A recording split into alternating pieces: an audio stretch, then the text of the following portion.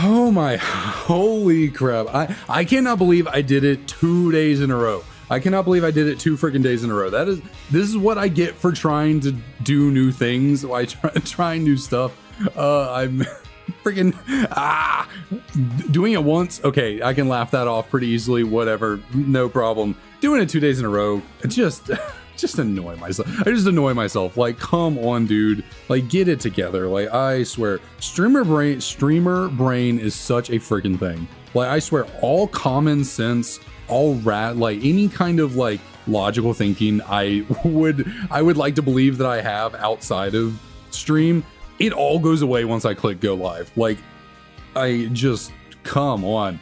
Oh my lord. Okay, so I really just irritated myself. It just completely ruined my mood for this stream. Because, like, how did I do it 2 days in a row where I freaking start the dang stream up and go to add the encounters, but I'm trying to click spacebar instead of use my mouse? Well, the freaking computer thinks the last thing I was on was OBS. So I click spacebar and it just clicks in broadcast.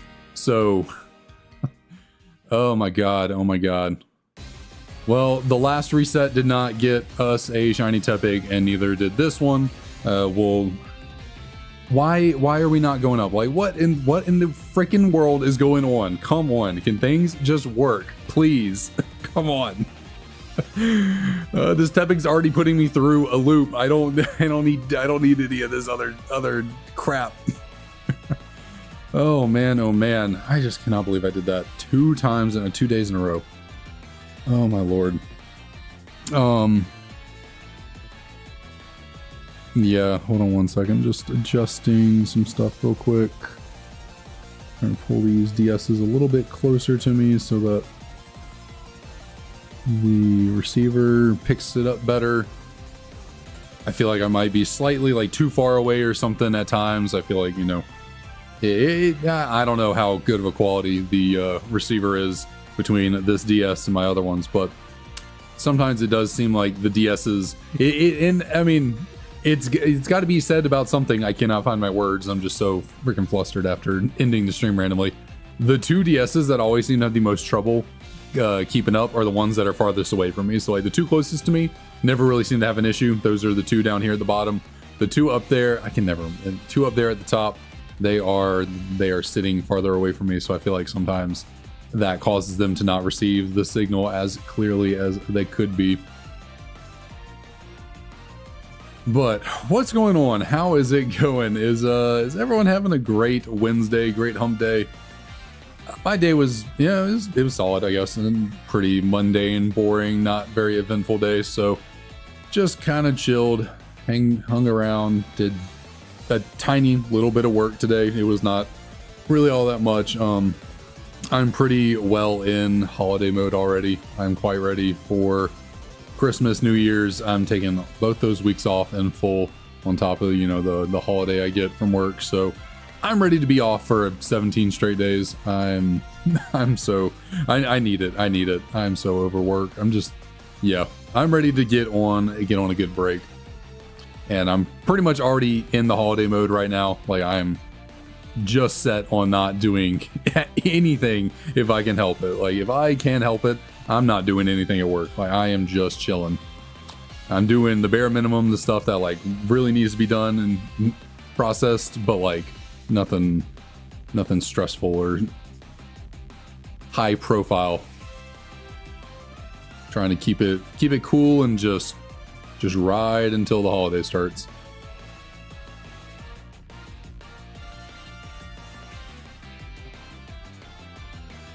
Okay, that's my seat in a good position.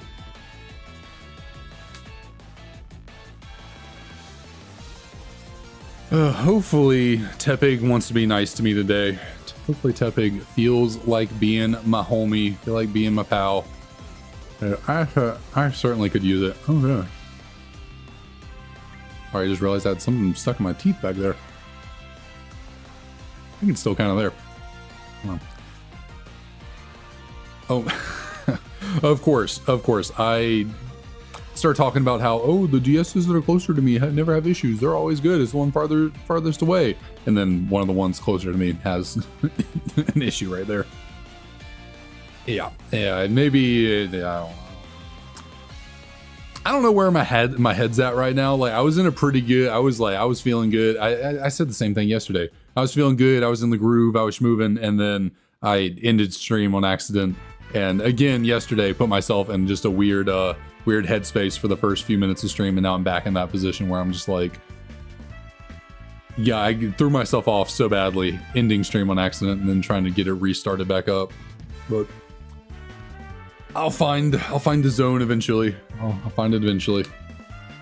Always do. Always settle in and get. You would think after doing this for over 5 months, you know, I'd be pretty just kind of locked into what the flow of everything, but I'm not. It always takes me a good 10, 15, 20 minutes to really like find my groove and just get it going. I don't know why.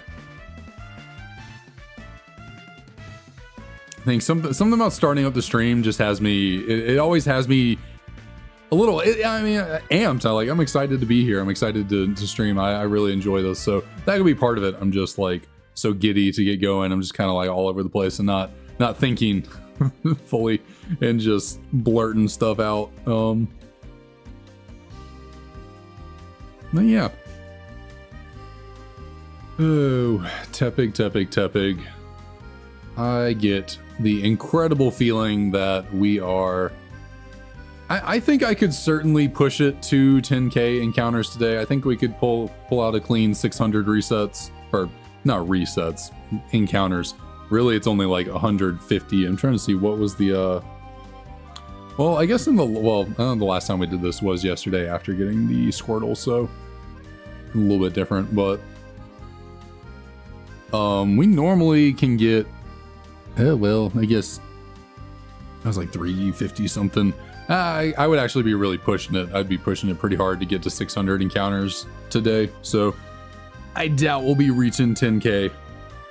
Probably getting close. Probably like 9,700, 9,750. Probably likely where we will end out for the night.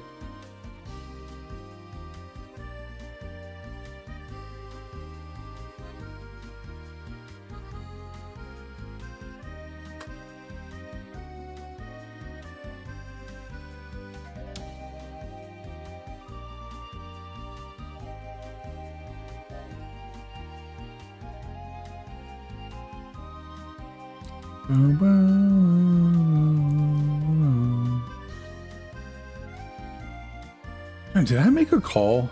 I don't think I did. I thought I got this like weird suspicion that maybe I made a call at some point and then didn't keep up with it. But I think what happened was I made a call probably 2 streams ago, and then I think I skipped over it or something. I think it was in like the 9,100s. I made a call for Shiny and it did not come to fruition, but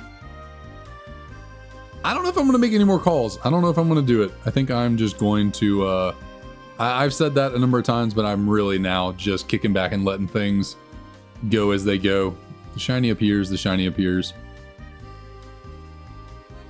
Really, the last 2 times I got it with the Totodile and with the Squirtle, I was in the middle of just completely, like, I just completely checked out talking about the most random off the wall, just whatever stuff, like, not clued into what's going on at all, and they popped up. So I guess I just need to get to that point with Tepig where I'm just half paying attention, and that's when the when the pig will shine for us.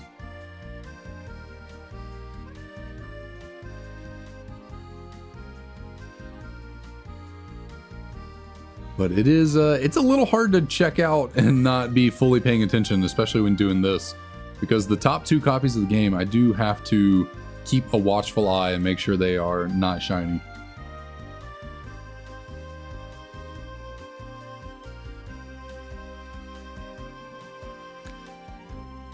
I guess thinking about it, well,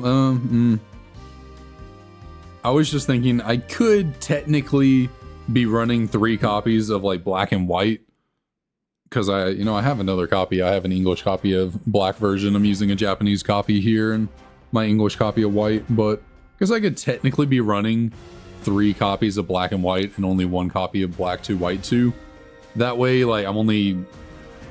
Because in black and white, the Pokemon actually comes out of the Pokeball, so you can see if it's shiny. I prefer that, but unfortunately black 2, white 2, the quickest and easiest way is to just check your party and see if it's shiny there. So I guess if I had a 4th copy of a black and white, I would just do that. Just send the Tepig out in the battle every single time. But at the same time, it feels kind of weird. It would feel kind of weird doing a black 2 Shiny Living Dex and then like not resetting in black 2, white 2 for a Tepig. Just feel a little, it would feel wrong not using the game I'm actually trying to complete the Shiny Living Dex in for the resets.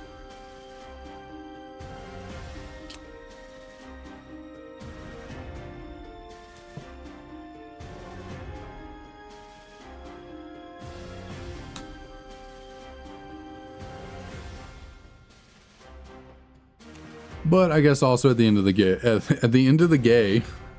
day, who cares? You can just do whatever. Whatever's easiest, whatever's works best, whatever looks the best.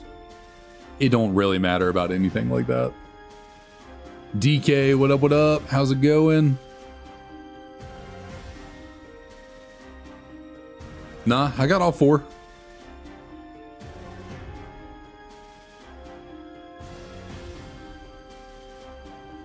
Got all 4 locked and loaded today.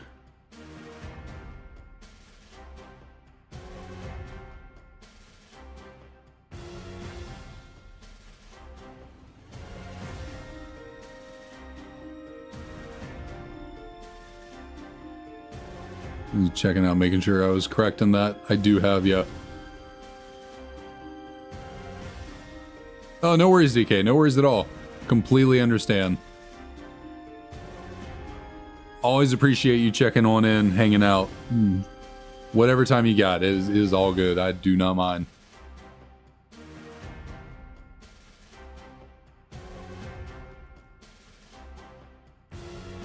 I'm just here. I'm just chilling. I get the sneaking feeling this Tepig is not showing up by the end of the year. This hunt feels cursed, especially since I got the Squirtle yesterday. This hunt now feels even more cursed.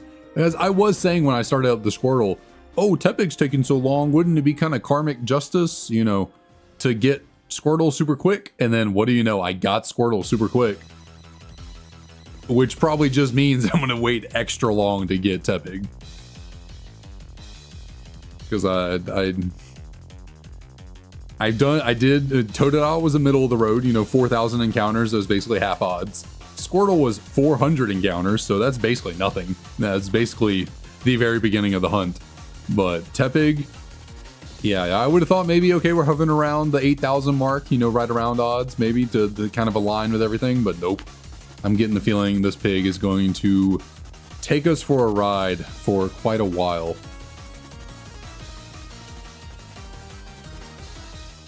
Yeah, I mean, like I said, recently I have seen people on Blue Sky talk about getting shiny Tepigs and soft resetting at like 2,000 encounters, so they're not all cursed. They're not all cursed. It's just maybe more than not. More cursed than not.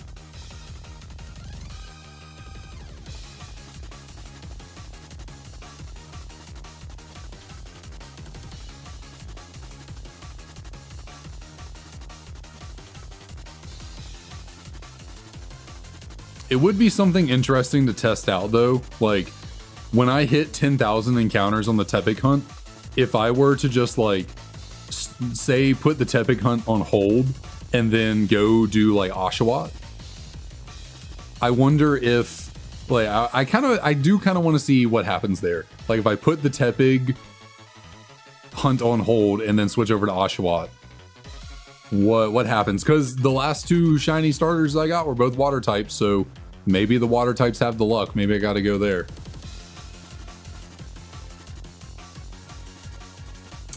Maybe that's the way. Once I hit 10,000 on this Tepig hunt, maybe we switch over to Oshawott. Test our luck there. See what happens. Now, obviously, I would be putting this hunt on hold. I would not be quitting it. You know, if I got the shiny Oshawott, then You know, I would just move my English copy of Black 2. I would just, whatever game I got the Oshawott in, I would move it into the copy of Black 2. And then that one would be set off to the side. And then my my Japanese copy of Black 2 would then be brought into the fray. And we'd continue on the Tepig hunt from there. But yeah, I might just test my luck and see what happens if I... Ooh, I like the number. That just caught my eye. 9449. I like that. I like when the numbers do that. Especially those two, because they're like they both have they're the like only numbers. Correct? Yeah. They have like a closed top. And that's probably the weirdest thing to ever say. I like the numbers because the numbers at the top are closed. Like what? Anyways, Neil, what's going on? How's it going?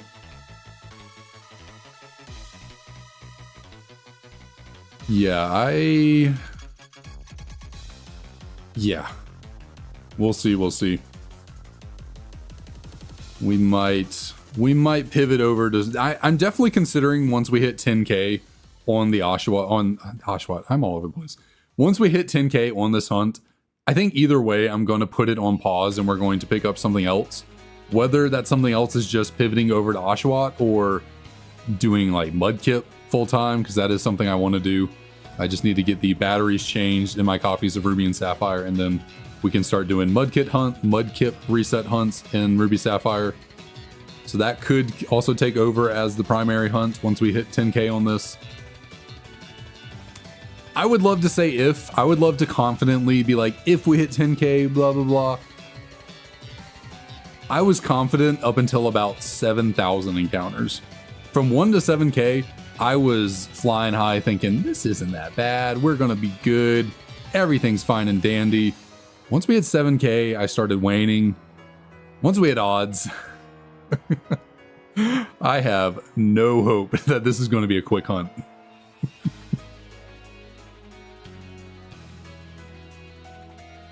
The pig has defeated me. I have accepted that the pig is going to torture me for a long time.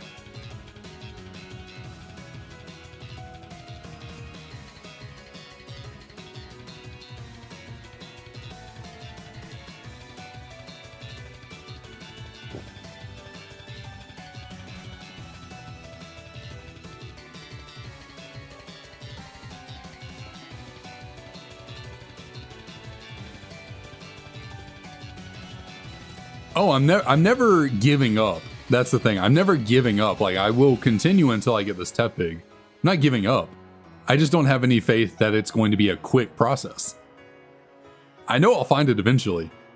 I just don't think it's going to be anytime soon, unfortunately.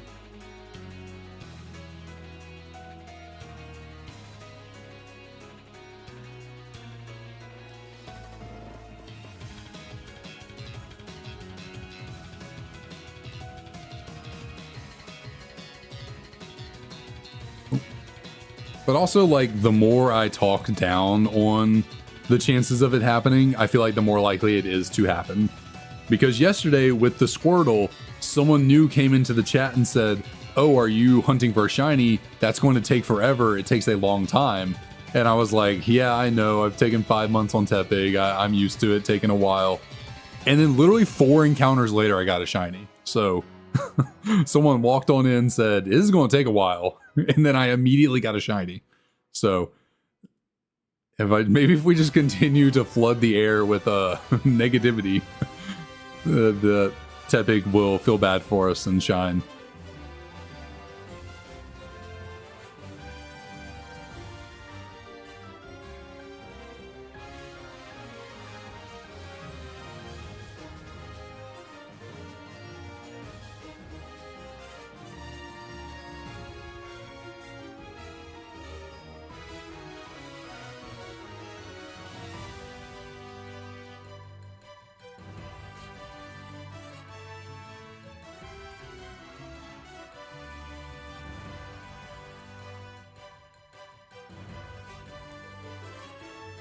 All I can really hope for at this point is some voodoo, really.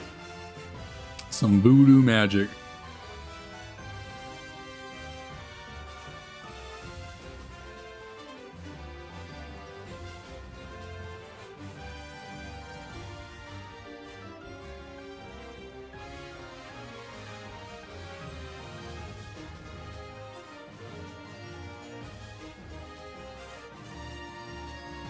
What is going on? Press the button. Why were you not responding?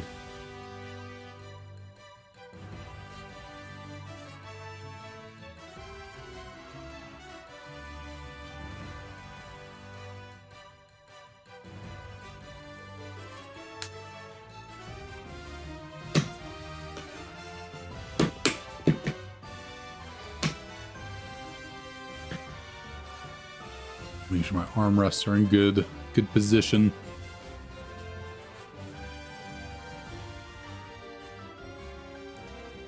I guess it doesn't matter if they're in good position if I start moving around.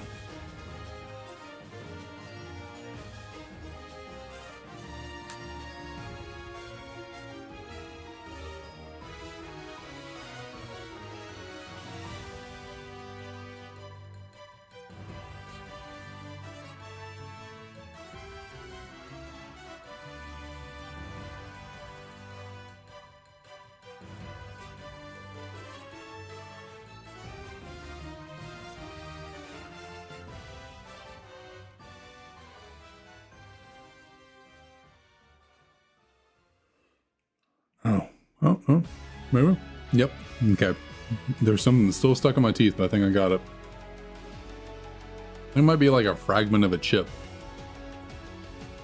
I guess, I don't know what you call it, Tex-Mex?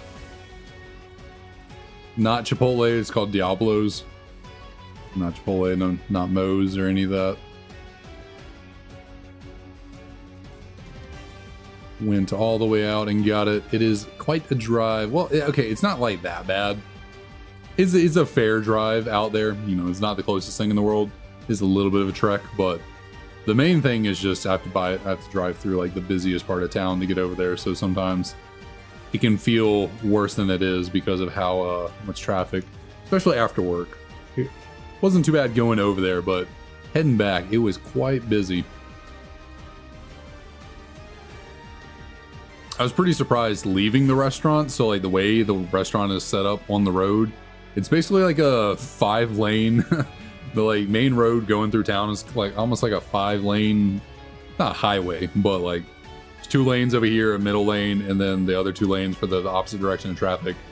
And so to leave to go back home, I have to, you know, basically go across 5 lanes. And during 5 o'clock rush hour traffic after work, sometimes that turn out of there can be borderline impossible. Even with the middle lane, it's like, yeah, you finally get the time to pull into that middle lane after, you know, there's enough room just from the first 2 lanes being open, but then there's just so much traffic in the other 2, it's like it can take a minute to get out of there. But I surprisingly got out. I got lucky light, the aid, whatever you want to call it, the lights on either side of the road just happened to line up at a good moment to give me an opening to get out.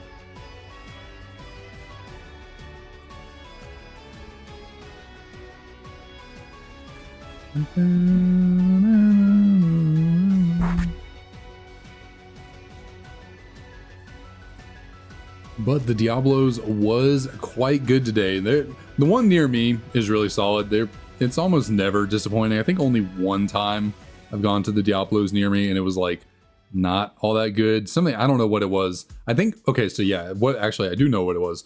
I got pulled pork or regular pork. It looks pulled.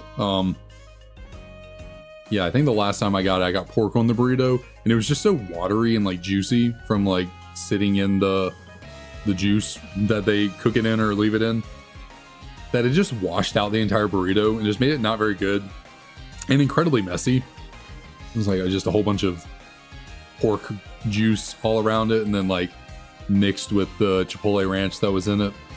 it was not very good. Not a good combination of flavoring, and then it was just super watery, and yeah, kind of a disappointment. That's the only time really with the one local to me. Whenever I just get chicken on it though, I mean, it's always, I wouldn't say always great. Sometimes it is average.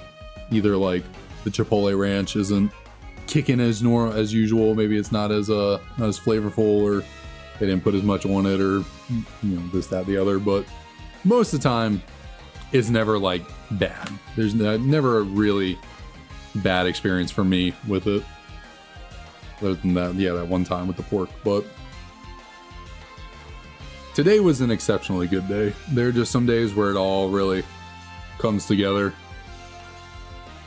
The ingredients all taste good combined, and yeah, I don't know where I'm going with with that just random train of thought. But anyways.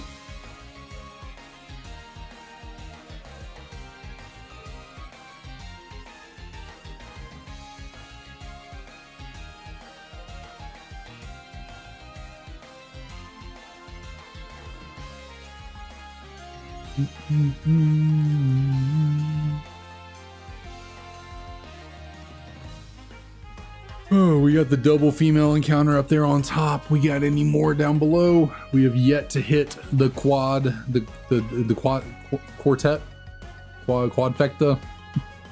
of 4 female Tepigs, and we are not hitting that anytime soon, probably.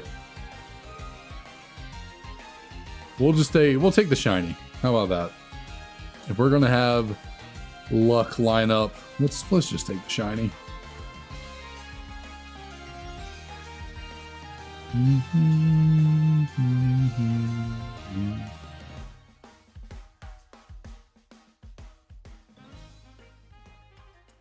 Yeah, I feel you there. I like having my space.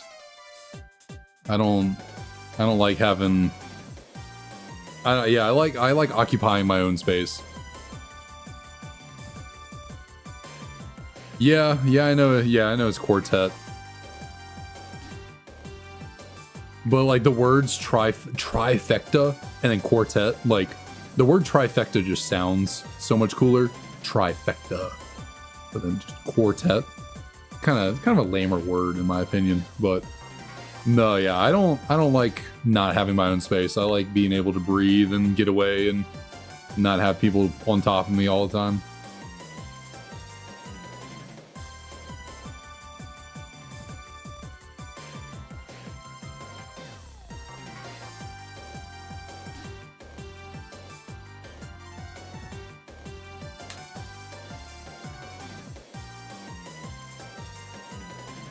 But even then two, like duet, like what would you say, like what is the trifecta equivalent of the number 2? A couple? A duet?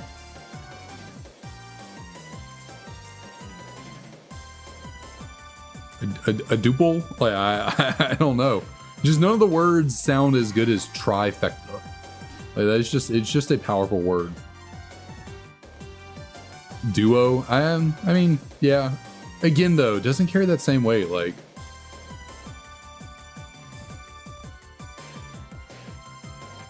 but also the way you would like use it in a sentence. Like, say you have like 3 really good things happen to you. You're like, oh, I hit the trifecta. I had this happened, and this happened. I hit the trifecta.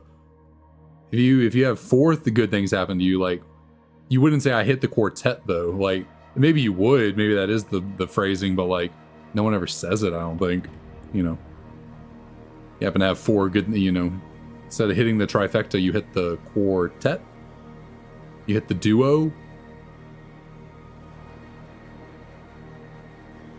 Maybe it's because the word trifecta sounds like the word triumphant. Try.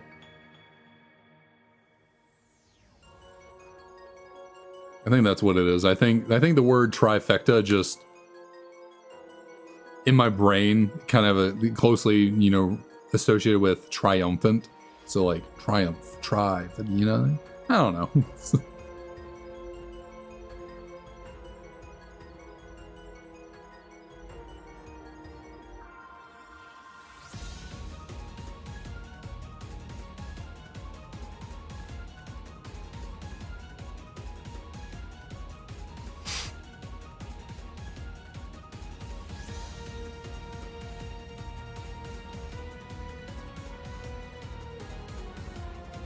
Red Fox, how's it going?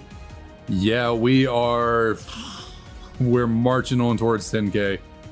I've been saying for the entire hunt, I do not want to get to 10K. I didn't even mind going over odds. I just didn't want to get to 10K, but it's not looking good. It is not looking good. I'm doing pretty good. I had a chill day, nothing too much to complain about. So I'm just here winding it down, hoping that this little pig can bless me. See if we can get blessed 2 days in a row with a full odds shiny. That would be the dream.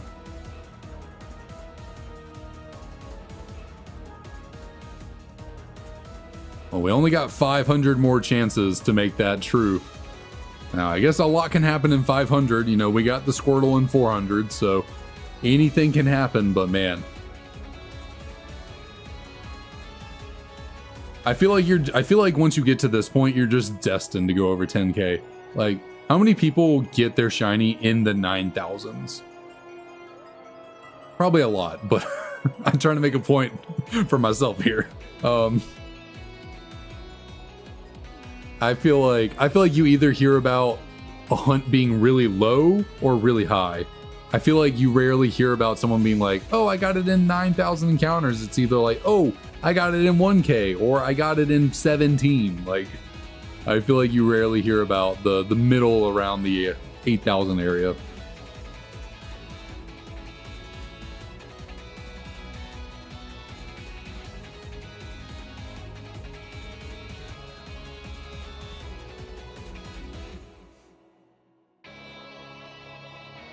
But maybe that's because the ones in the middle are the ones that stand out the least. You know, you remember when you see someone talk about, oh, I got a shiny in 600 encounters, and it's like, oh wow, that's really quick. Or you remember when someone said, oh, I got a shiny in 22,000 encounters, and it's like, that's a really freaking long time.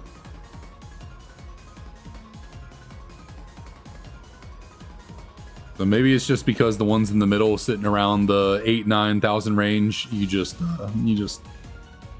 you glance over those because your brain's like, oh, that's typical. 8,000. That's about on track, so it makes sense.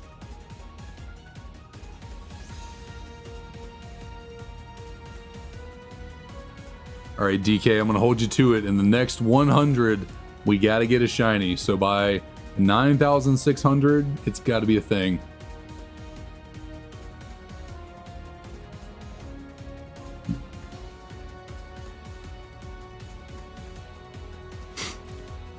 Yeah, so once I get this Tepig, I'm not soft resetting for any more Unova starters.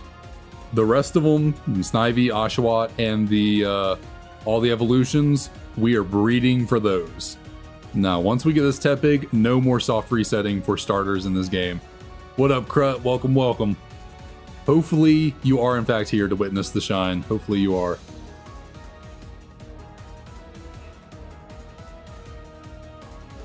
DK has said it'll happen in the next 100, so we're holding them to it. In the next 100, we gotta get it. Gotta happen.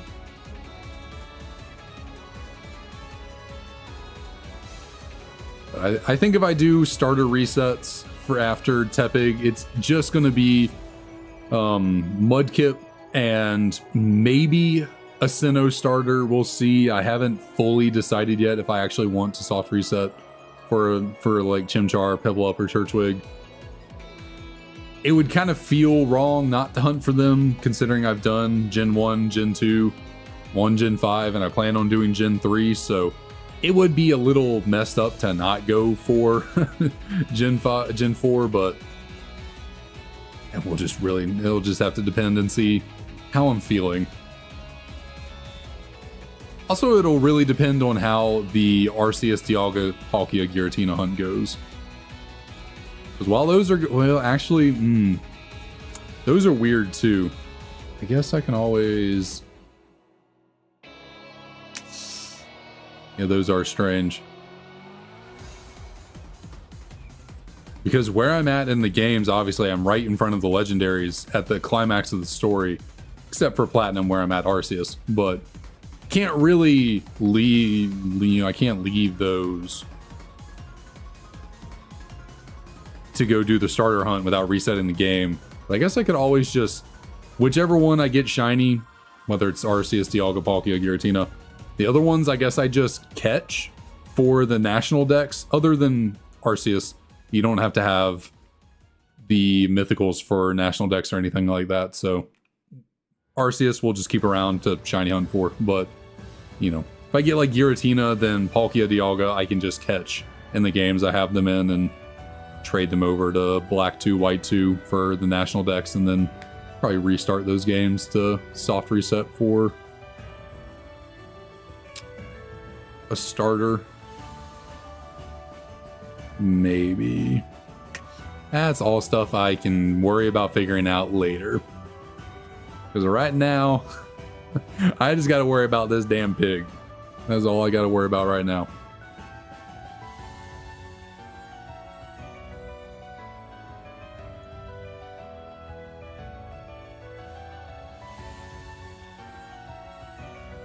Yeah. Choosing to do a Shiny Living Dex was quite the decision on my part, you know. Going from barely having done any shiny hunting in these generations to trying to catch literally every single shiny Pokemon. Going from, oh, I haven't seriously shiny hunted in 10 years to let's just try and shiny hunt in the lowest odds games that are really old and not as easily accessible and very very prone to being what's the word I'm looking for? Reproduced. That is very true. That is very true. This Shiny Living Dex will provide me streams for years and years to come.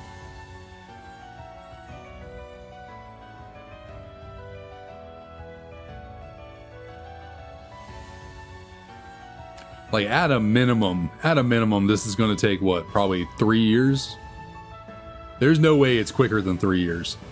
Even that's probably too short of a time. Like that might be, 3 years would be like really good luck. Because shoot, I'm 5 months into this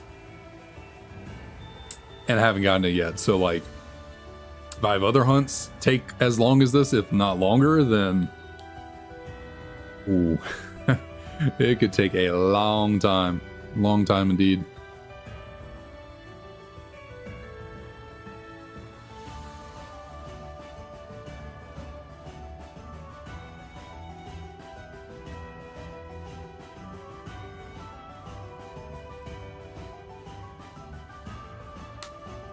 My neck is like extra bothering me right now. What is going on? Goodness.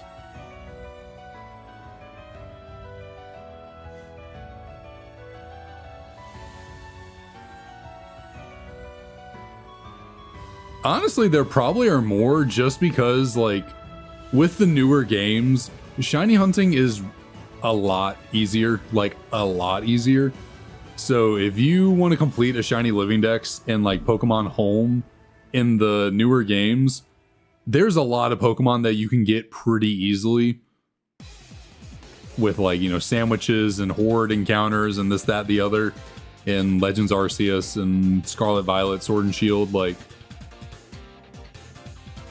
There's probably a good number of people who have finished Shiny Living Dexes in the newer games just because the odds are lower. There's a lot more method hunts that give you higher odds, you know. So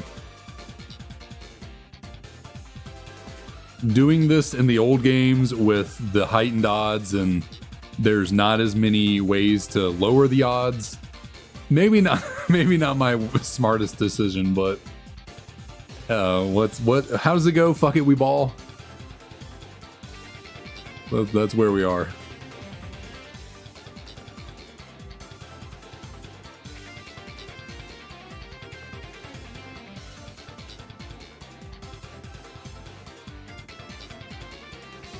Yeah, that is certain. That's kind of funny. So right before one, that's not happening for me. Every shiny can't be legit.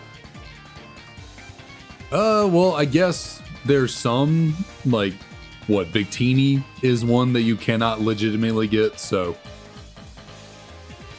I guess it depends on what your classification for a Shiny Living Dex is. You know, there's some of them that can't be obtained legitimately, unfortunately. But Clara, what's up? What's up? Been a minute. How's it going? And Shadow, what's up? We got you all piling on in here. How's it going, everyone? But yeah, there's no way I'm doing genders and variants and this, that, the other. I was actually just talking to Emily before stream about, you know, the shiny hunting and stuff, and the topic of unknown got brought up, and she was like, I had mentioned, you know, wanting to get like one of every shiny, and she was like, oh, you're getting all the unknown? And I was like, oh, no. That is not happening. I think just getting all the unknown would be impossible. Like, that's an impossible task in itself.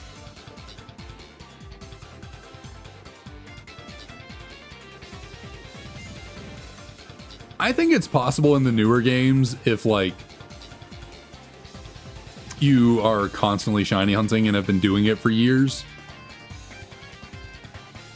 Like, if you started working on a Shiny Living Dex in, like, Gen 7 or 8, you know, years and years ago, and have been working on it ever since, and then, like, the new games is not that, like, the shiny odds are pretty easy, so I can definitely see it in people spitting out a Shiny Living Dex nowadays in the modern games.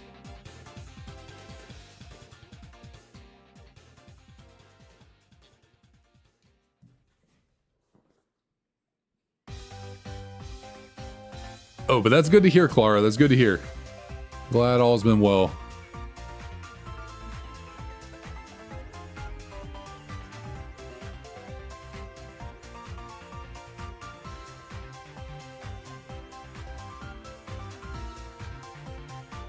I can't remember when it was. I mean, now granted, a game like Fire Red Leaf Green obviously had a lot less Pokemon in it, but I do distinctly remember a while back seeing a post from someone somewhere about having a Shiny Living Dex in Fire Red Leaf Green. I guess with posts like that, everything has to be maybe taken with a little bit of grain of salt, because you never know if they were legitimate about it, but I chose to believe them. Seemed like they were truthful and forthcoming about everything.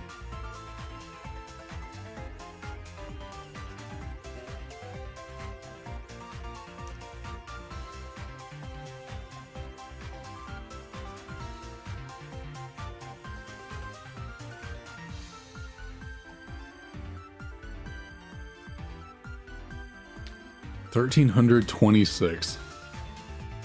That is a lot of shinies. That is a lot of friggin' shinies. I wonder how big would it be? So if I did all the forms and all,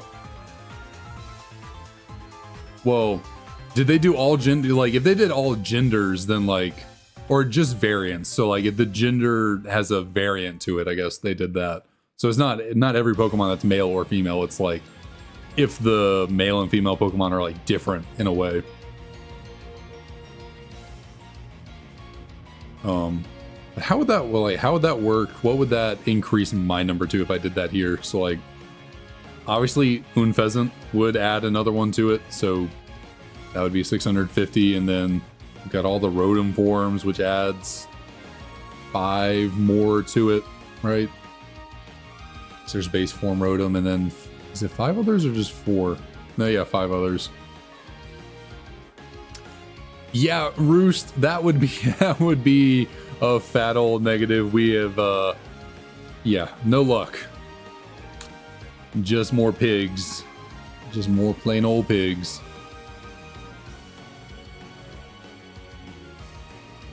Yeah, Spinda is quite literally, yeah. Have any of y'all seen the video from Asteroid Vids about 100% completing Pokemon Emerald?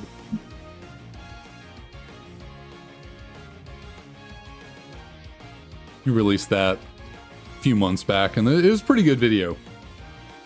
Frank, Asteroid Vids, makes some pretty good videos. Very well done, very high quality. I don't know how he does that editing, it's really impressive. But yeah, his Pokemon Emerald video is pretty funny. about how long it would take to truly 100% the game. Like, like obviously you have to take like averages into account because there's no way to truly know how long it'll take you to get XYZ shiny blah blah blah blah blah. But essentially the way he calculated it out is like the heat death of the universe would happen before you got everything completed, like everything 100% completed in Pokemon Emerald. Like the literal universe itself would die before you did that.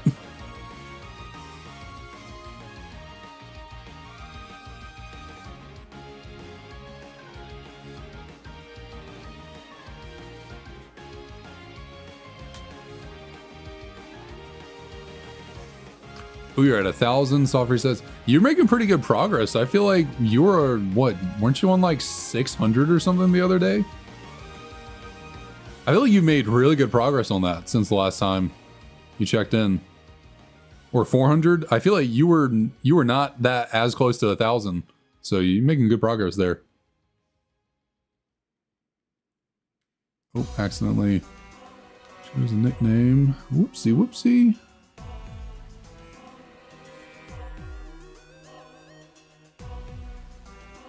Yeah, because to truly 100% the game, you not only, because it was like, it wasn't just catching all the Pokemon, it was catching all the variants of the Pokemon, getting every male and female Pokemon, getting every shiny Pokemon as male and female. And so therefore you have to get every Spinda possible pattern as a regular Spinda, and then also as male and female and as a shiny. So like just the Spindas alone are like billions upon billions of Pokemon. And then you have to get like every medal or every ribbon on every Pokemon, and you have to max out all their IVs and all their EVs, and yeah. Everything it would take to truly 100% Pokemon Emerald. You could not even hope for the entirety of civilization throughout the universe to finish before the heat death of all that we know.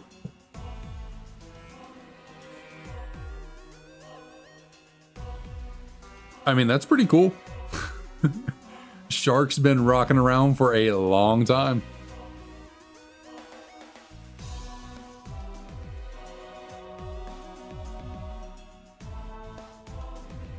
It is pretty wild to think that there are animals like that just, they reached the pinnacle, they reached the apex, they were like, they got to the point where evolution said, you know what? We really don't get much better than this. And so they didn't change for millions of years. Or tens of thousands of years. I don't know how old sharks and trees are. Very freaking old. Hundreds of thousands and very old. I know that. It is funny though that that's basically what happened. Evolution said, you know what? You're done good. We don't gotta improve this anymore. I guess they evolved in the sense what? They've gotten smaller. They obviously used to be bigger. You know, Megalodon used to exist, went extinct because being that big and trying to sustain yourself is very difficult. So they evolved by getting smaller, but they're basically the same creature still. Shiny Celebi, what's up? How's it going?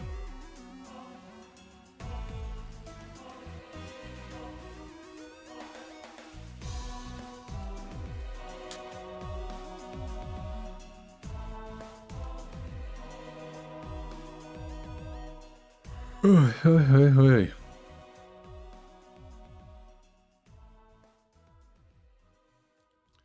All right, so we are. What is going on? Why? Okay. Well, we've checked both of the ones from up top. I don't know what happened there. We got out of sync. I feel that, Celebi. I feel that. It is going, and I'm officially ready to be gone. All right, we're a little over halfway towards 9,600, so DK got to pull through. We got to get this shiny in the next 47 encounters. Okay. I'll be there in just a second.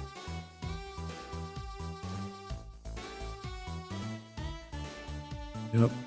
DK so boldly said we were getting a shiny in the next 100, and that was around 95, so we got a little bit under 50 more to go. See if DK is correct in the guess.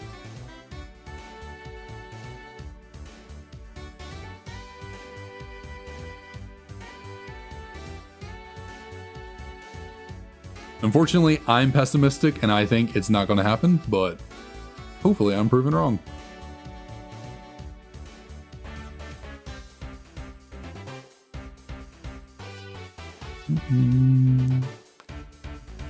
Well,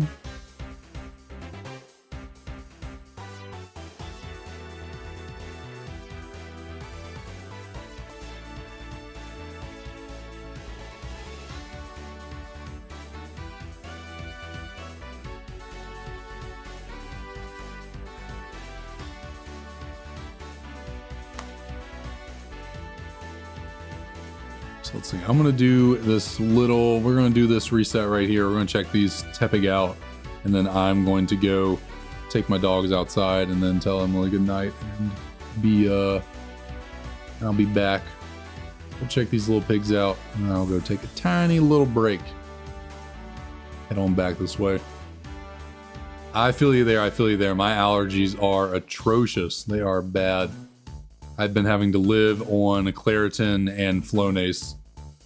In fact, I had allergy tests done about 2 months ago, and the doctor, after getting the test done and going to talk to the doctor walks in and goes, "You know, I wish we had a trophy for you because you have the worst allergies we've seen all week." I was like, great, awesome, glad to hear that. So now I'm doing allergy shots, trying to, you know, immunotherapy me down so that my allergies do not murder me constantly. And this is not the first time I've done allergy shots either. I did them before when I was younger, but alas, I am back doing them some more because apparently my sinuses have gotten worse since then.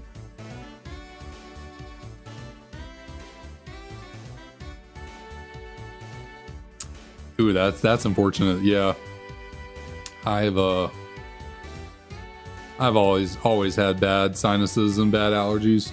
It's a very unfortunate side effect of being me. But I'll throw off this reset real quick. We've already done the encounters. I'm gonna go take care of a few things. I will be right back. Just a moment.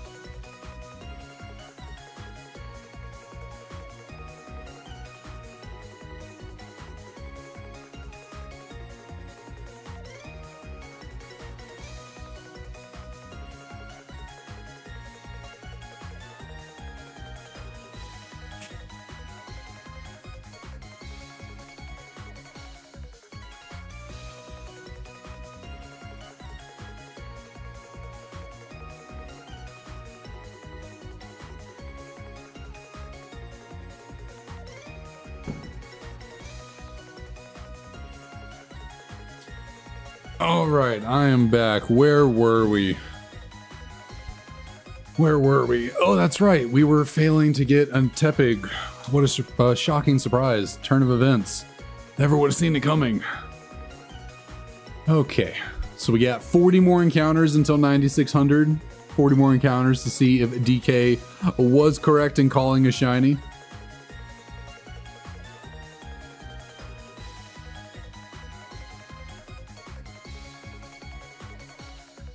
That's right, Crut. That is correct. We are about to get the Tepig. Is it going to be a shiny Tepig? We'll see. We're definitely getting a Tepig, though. I can guarantee that.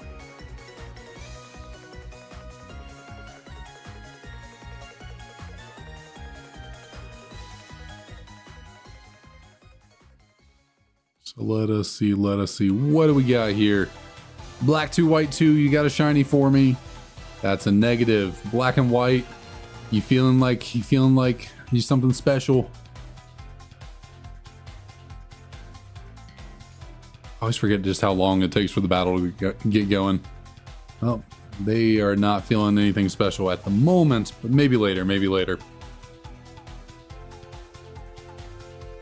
Okay, we're getting it by 9605. That is the calculated prophetic number. 9605.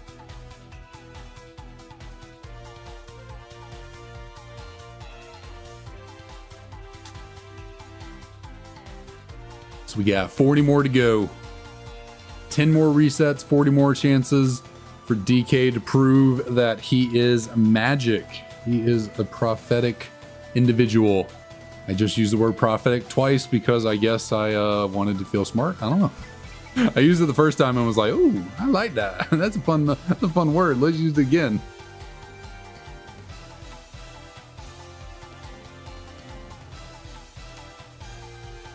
Y'all ever get just a random like bump on the tip of your tongue? Just appears out of nowhere. It's almost like a pimple in a way, but just like on your tongue. It's just right on the very tip of my tongue, and it's so annoying. You know, the second it like bumps into either my teeth or maybe the top of my mouth or whatever, it's like it's just a little bit of pain or discomfort. It's not like debilitating, but it's just like a little bit annoying. That's like, you know, chewing food, doing whatever. It just happened today. I think I woke up and had it just out of nowhere, and now my tongue just has a little sting on it, little tingle, little just discomfort at all times. And it's like, I haven't had one of these in a minute. Like, I remember maybe it was a couple weeks back. It wasn't that long ago. Emily was complaining about having one. And I was thinking to myself, oh, I actually haven't had one of those in a minute. It has been a while. Well, now it's been 0 days because I got one today. I don't know. I don't drink anything super hot. Drink or eat anything super hot that often.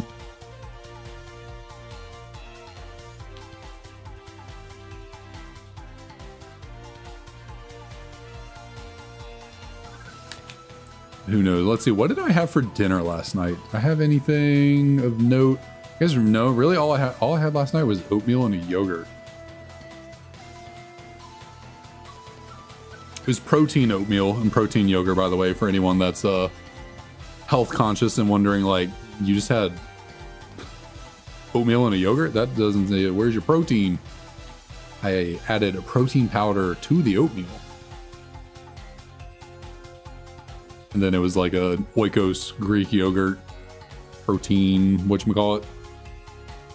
I meant to make eggs and some ground beef to go with it, but I just forgot. I got full off of the oatmeal and the yogurt, and so I was planning on eating that and then just making like a few eggs and a little bit of meat afterwards, but then I was so full I forgot. So I also did accidentally add 2 scoops of protein to the oatmeal last night. I don't know why. I normally only put 1, but for some reason I just autopiloted while making it and just took out 2 scoops and dumped it in there. And then after doing that, I was like, why did I just do that?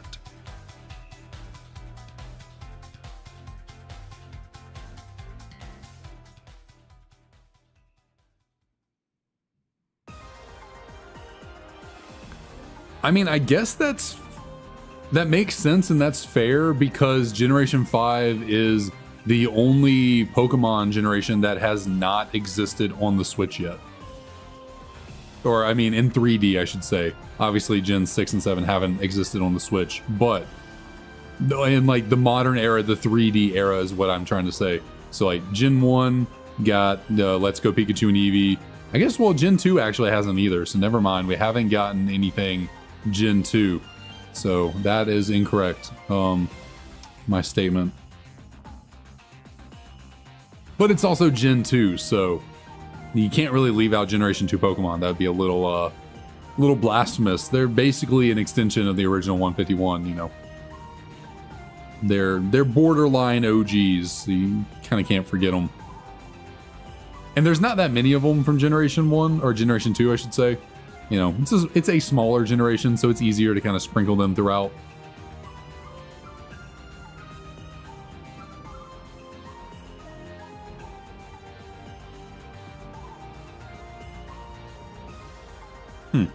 Yeah, I had heard about Furfrou and Watchog. I didn't realize the elemental monkeys were not in any of the Switch games.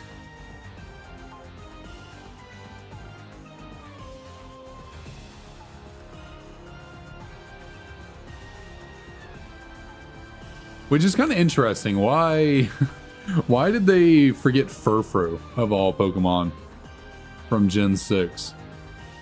I mean, I guess in fairness, it is a pretty forgettable Pokemon, and not. I doubt anyone.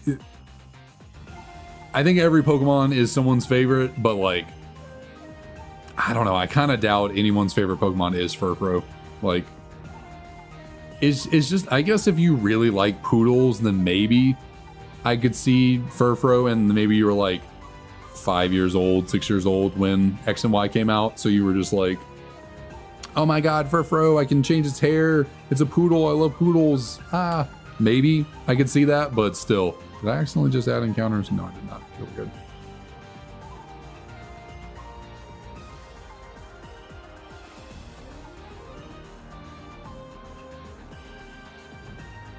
Yeah, that is the thing with modern, with Sword and Shield, Scarlet Violet. If you want to complete a Shiny Living Dex, you just have to do it in Pokemon Home. You can't do it actually in a game because not all the Pokemon are in the games. So completing a Shiny Living Dex is just completing the Pokemon Home Pokedex, essentially.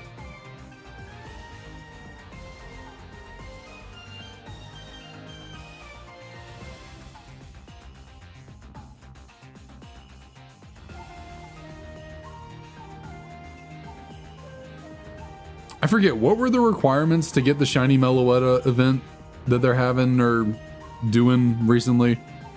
Was it just having to have every Pokemon from Scarlet Violet in home, or what? Did you have to have like every Pokemon? It had some kind of requirement that I can't remember what it was. But it was like a fairly big requirement to get the Shiny Meloetta. Was it a complete Pokedex in home? It seems like a lot. Or is it just a complete like Scarlet Violet, Kitakami, Blueberry Academy, whatever, Pokedex? I don't remember what it was.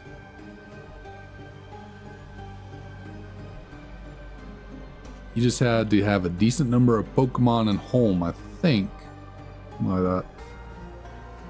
Goodness gracious. Oh man.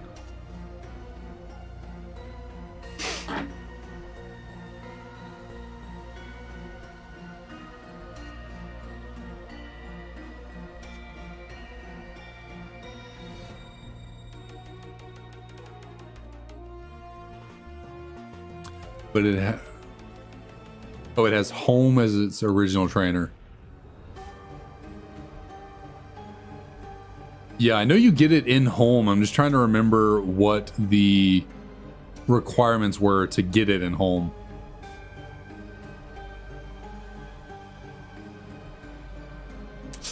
That is unfortunate.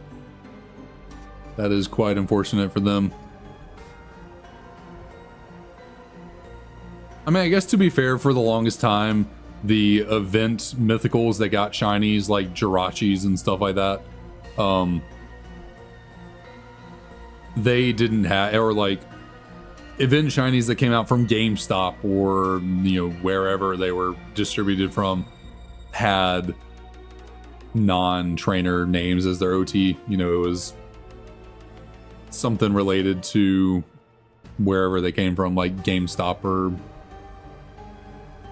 yeah, whatever. Welcome back, DK. Welcome back. You have returned just in time to see the last, what is the last 16 encounters?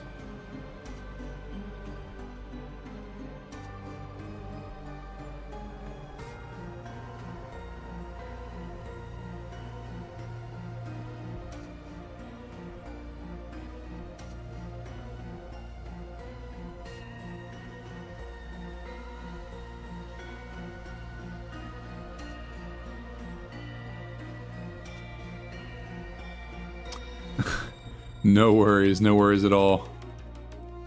Understandable. Y'all having like just a holiday get together, Christmas or whatever, what holidays I should say.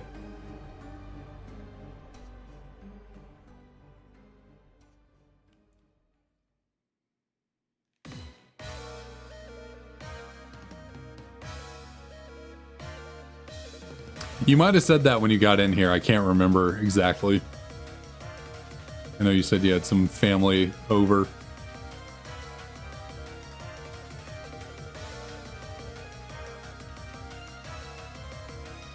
That's fair, that's fair. When do you get a break from your classes? When do they let you relax a little bit? If they let you relax, or do they just continue on through December?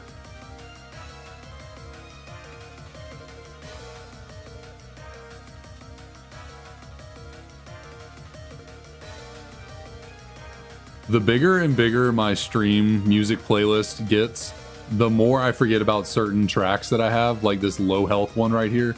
I forgot I had this in the playlist. It has been a minute since I heard this one pop up. Why is the 1DS not responding super well right now? What are we doing?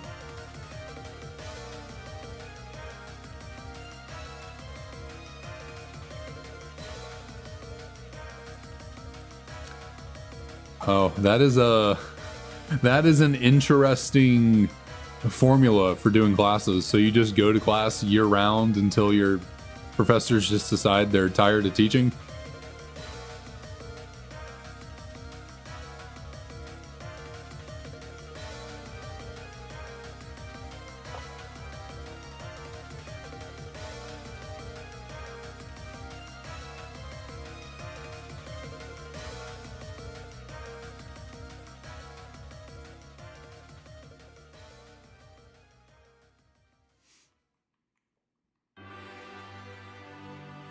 In hindsight, I definitely did not appreciate enough the niceness, or I didn't appreciate enough how clutch it was to have time off during school, to have summers, to have, you know, Christmas, holidays, Thanksgiving. I did not appreciate enough how nice it was to not have to work then.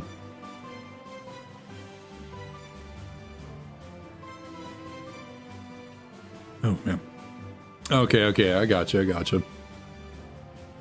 All right, well, these are the last 4 until the dreaded 9605, so hopefully you were in fact correct. One of these 4 has gotta be shiny.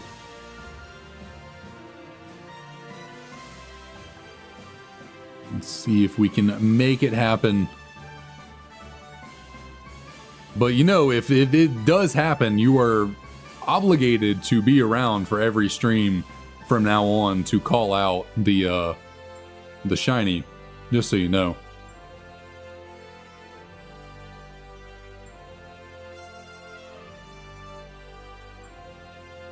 So let's see, let's check out our 2 here at the top. Do we have anything in the 2s, in the sequels? Do we get a shiny? Would be a negative, but the OGs, black and white, what do you got for me? Anything sparkly? Anything shiny? Negative and negative.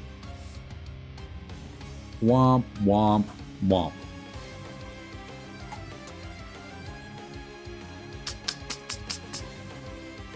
Oh, shoot. How could we be so sloppy? How could you be so sloppy? Gotta make sure the thing's plugged in correctly. Gotta make sure the code's activated.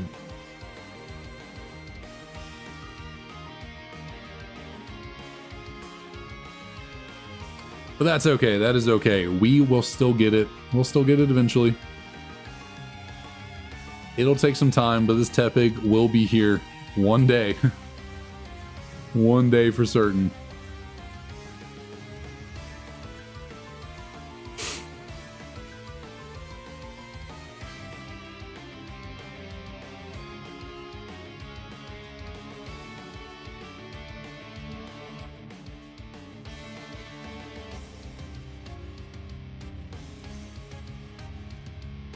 Almost click a reset before even seeing the two at the bottom. I got in the zone right there for a second. I almost clicked the buttons. I was so close. Oh, actually.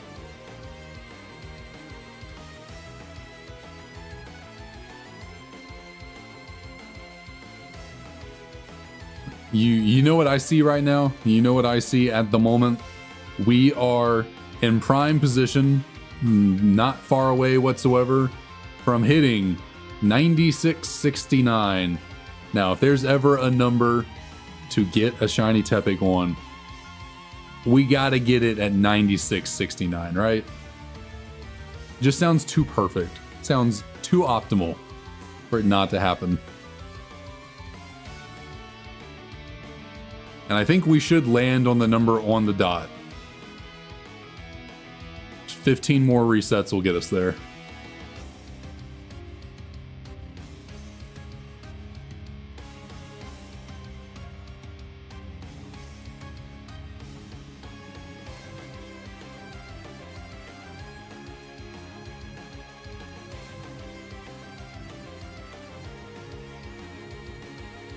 You really do start wondering after a while, though, if you have, like, defective games. You know, we got Soul Silver relatively, we got the Totodile relatively quickly, we got the Squirtle in no time at all. You gotta start wondering just a tiny little bit. Is there something wrong with my Generation 5 games? Are they broken? Is there something defective with them?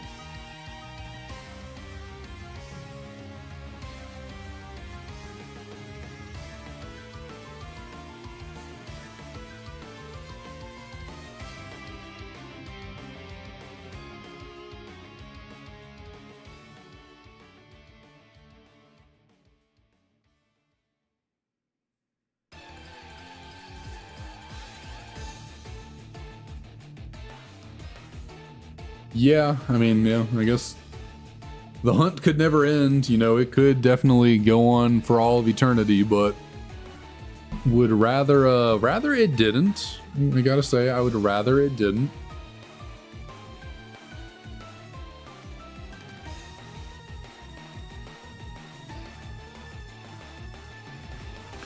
Let's see, can I get a drum roll going? I'll have to do it when once we get into the battle. Here, we'll get these primed and ready. Here, we'll open up that too. So, I have no rhythm, I have no tempo, but drum roll. Do we got a shiny in 3, 2, 1, check. Nope. Didn't work. We've tried it all. We have straight up tried it all. We've tried every little this, that, the other to make this Tepig appear. There's no lucky voodoo. There is only pain. There is only the prolonged suffering. But no, seriously, doing that made me realize I have no rhythm. I could not hold that. I could barely hold that beat at like a very slow pace. If I tried picking it up, I couldn't do it. I have no rhythm. I mean, I've known for my entire life I am not musically and rhythmically inclined. That is not where I excel. Where do I excel? I don't know. I've been trying to figure that out for 29 years about. It's somewhere though. It is somewhere, that's for certain.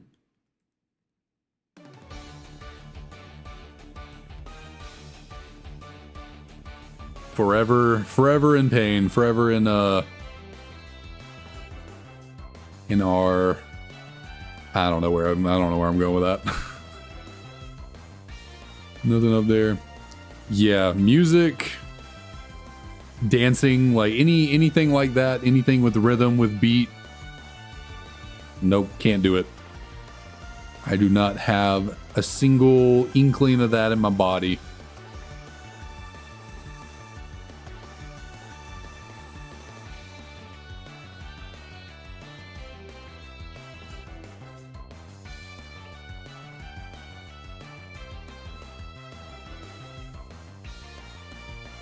Although I guess I should say, when I was in middle school, I did play the saxophone in band. I like to think I wasn't bad at it. Like I like to think I was actually kind of good, in a way. Actually, I'm a bit of an artist. I did write a song. I did in sixth grade. No, yeah, 7th grade. Which, funny enough, I was only in band for half the year that year. I quit it at the middle because I stopped liking it. But I did write a song, and I turned it into the teacher, and he had us play it. Oh man, I don't know what inspired me to try and write I legit wrote out sheet music, like, and I gave it to him, and he legit printed out copies of it and had us play it. I don't know if he was clowning on me or he was actually like trying to encourage me. I say I don't know if he's clowning on me, but this because no one really no one liked him. He was not a very popular teacher. He was kind of a douche. Yeah. Have not attempted anything of that sort ever since.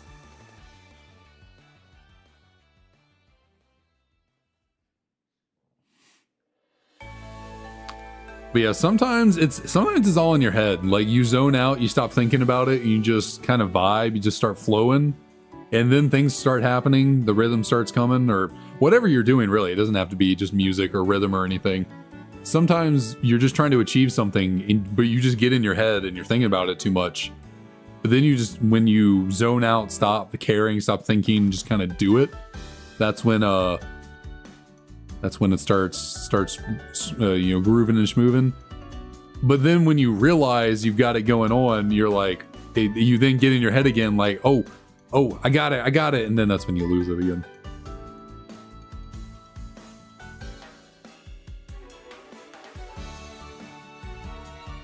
Oh, so there were definitely no lyrics to the little diddly that I wrote in middle school. It was purely sheet music, just notes on a page. No lyrics to it at all. I don't know. I was what, 12, 13 at the time. I knew nothing, or maybe 11. I don't know. I was pretty young. Knew nothing of musical theory or anything like that. I just started writing stuff down that I thought it sounded good going from one to another. I had no goal with what I was writing down. It was just kind of happening. No shiny mo's so far. It's unfortunate. That's unfortunate. Are you keeping track of encounters or anything, or just time? Time for the Dynamo?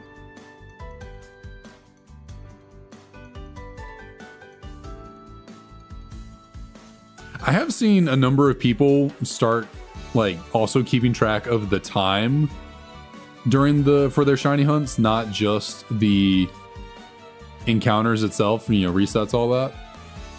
As something I've considered potentially doing, throwing up a timer on the screen somewhere and keeping track of how long the hunt's been going. I don't know how that would work, because eventually I think the timer app would close, and then however far up the timer had gotten, I'd it would have been reset, and I don't know if I'd be able to get it back. I'd have to experiment with the little stopwatch app I have, so.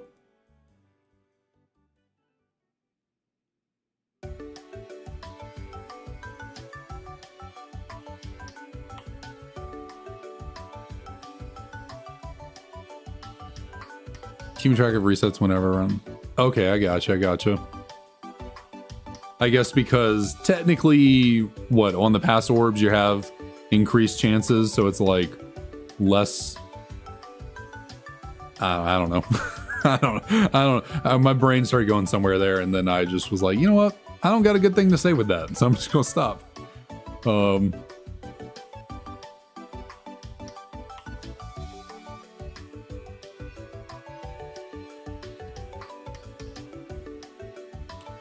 Yeah, I mean, I can always also just go back and add up the total number of time that the streams took.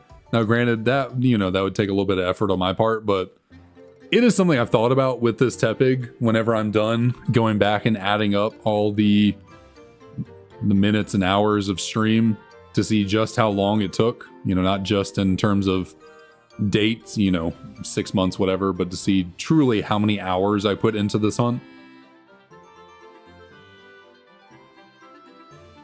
Because like I did that for the Totodile, but obviously Totodile was really easy. I just had to add up like four streams worth of time. So I don't know, it was not all that much, just a few hours, but shoot, Squirtle's easy. I did an hour and a half last week and I did an hour yesterday.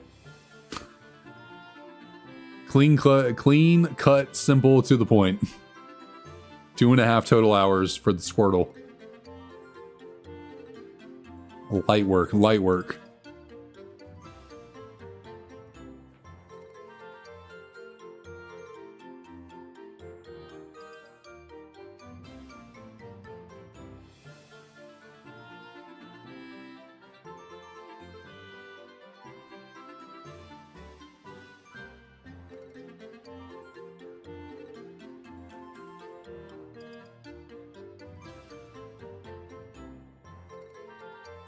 I gotcha. So you can get the pass orbs, the pass power, whatever it is, use it, and then when you soft reset and you go back, you still have it. I didn't think about that. That once you get the pass orb, pass power, whatever, you then do your encounters with it active, and if you don't get anything, then you just reset and do it again. I didn't think about that.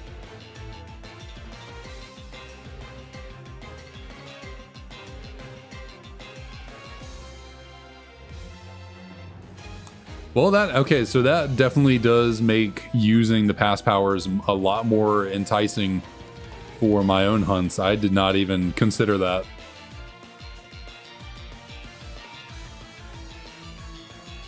That you could just save, start it up, and then if you don't get anything, just reset and run it back. Did not even consider that being an option. Would definitely help for the legendaries in Black 2 White 2. Jeez, five pages. You want to upload that to a Google Doc? Couldn't say that fast to save my life. Google Doc, so I can check it out or something. Because I certainly do need some info on how all that works.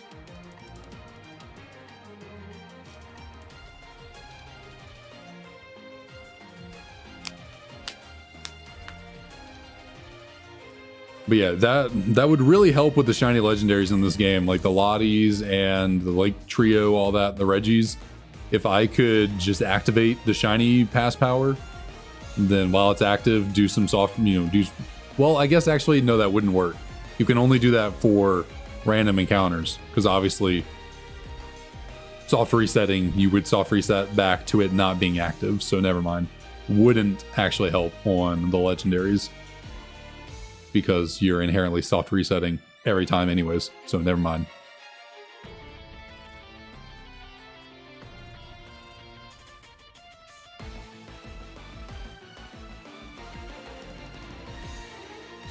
I mean, what I meant was it works on the Pokemon, but like, so when you're doing the wild encounter method, you start up the pass power, you run around, you get a whole bunch of different encounters, and then once the timer runs out on it, you reset the game and then do it again.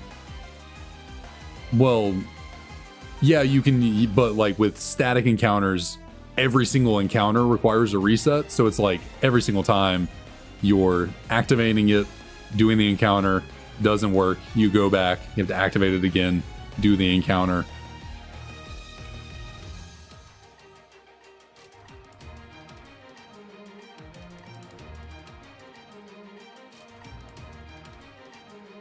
So I guess I was more saying it's different in the sense that the way it works with wild encounters is a bit more optimal because you don't have to reset after every single wild encounter. You just have to reset once the time is over.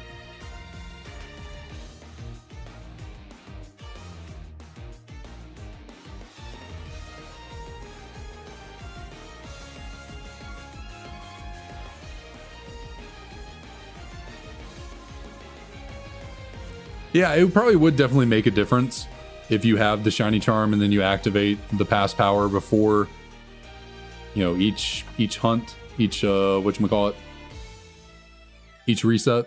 And I mean, if you have multiple games going at the same time, then, you know, it would definitely really help out. If you had 4 iterations of, you know, soft resets going for Latios from Black 2, White 2, and then before every encounter you go into the bag, activate the, or whatever. I actually don't know where it comes from. Where do the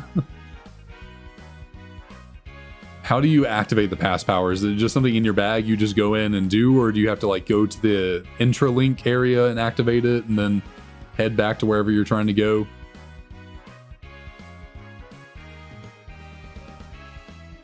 Yeah, you can stack it. Yeah, you can stack Shiny Charm and the pass power.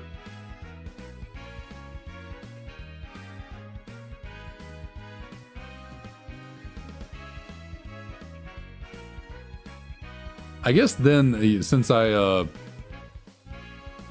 don't know how activating the pass power works.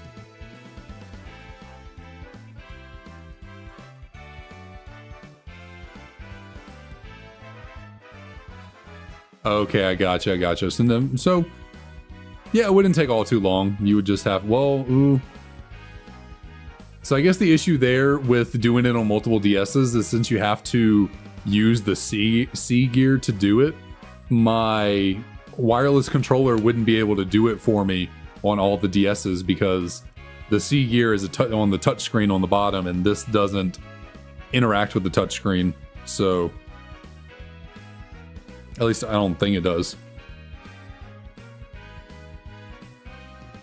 I would have to test it out. I don't think it works with the touch screen. So there would be that. I wouldn't be able to just use one universal controller for all my DSs if I wanted to activate pass powers every time. Unless somehow, some way, it would work, but I don't know. Have not tried it. I haven't gotten far. I haven't gotten far enough in any of these games. If I can speak, I have not gotten far enough in any of these games to test it out because I haven't actually gotten to the C gear yet.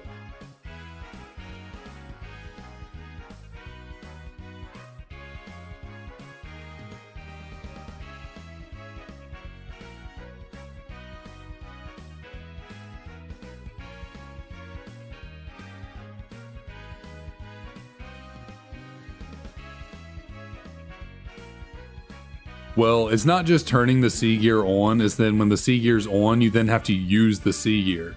And you can only use the C gear through the touchscreen. So yeah, the issue becomes like, okay, I have the C gear on, but then can I actually use this touchscreen to touch the screen of every DS I'm controlling? I don't think so. I don't think that's how it works. So to activate the pass powers for all 4 games, I would have to go through each console individually and press the button and activate it all, you know, manually.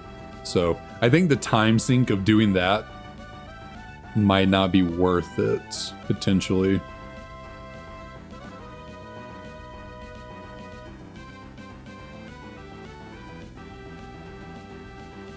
But certainly if I decide to do like wild encounter stuff, it would be useful.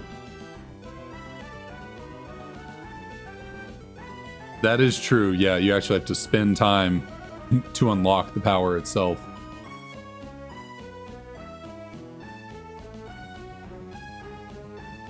So yeah, it might just be more time efficient for me to have multiple games going on, all with the shiny charm, and then just pump out resets really quickly.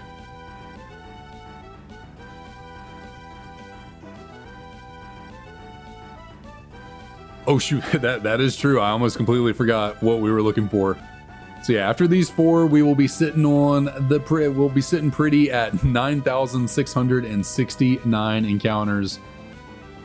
That would be a very satisfying number to see a shiny show up at, so show up on. So I can only hope, and I hope just do you ever just start talking and really struggle to find the words you're looking for? I do it a lot, but like I also seem to do it at the most inopportune moments.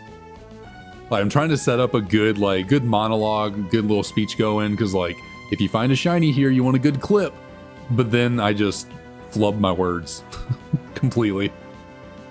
Whatever I was going for just completely wrecked it. But anyways, can we get a shiny here for 9669? Can we do it? That would be a negative. What do you know? What do you know?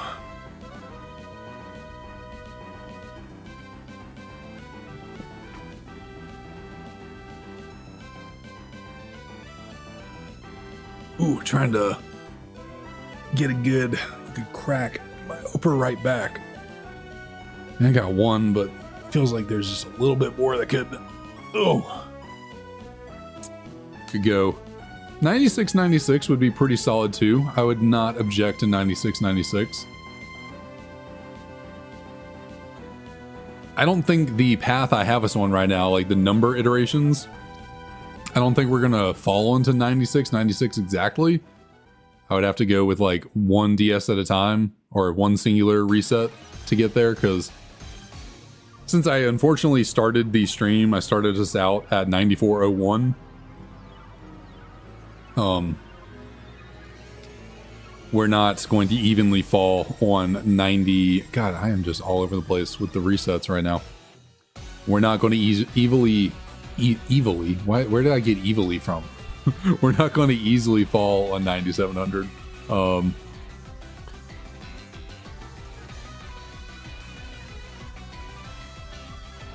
Oh wow, I didn't know you could sell pass orbs. That is interesting. I didn't know anything about it. Pass orbs, pass powers. Don't got a clue how any of those work. Other than the very basic activate, boost shiny odd.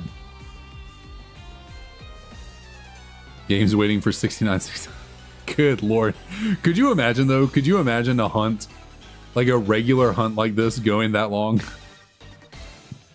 Like I've heard of people going insane long hunts because like they're wild encounter hunting, and so like they're phasing out and they're getting like, you know, a bunch of different shinies all the time, but just not the one they're looking for.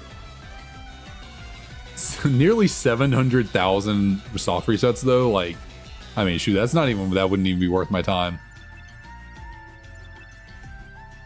I think if I got to 30,000 soft resets on this, I honestly think I would give up. Like, I truly think at 30k, I would just give up. I'd be like, you know what? This is just a waste of time at this point. The pig is won. We're not going past 30k anymore. I'll Masuda method for a Shiny Tepig. This is getting ridiculous.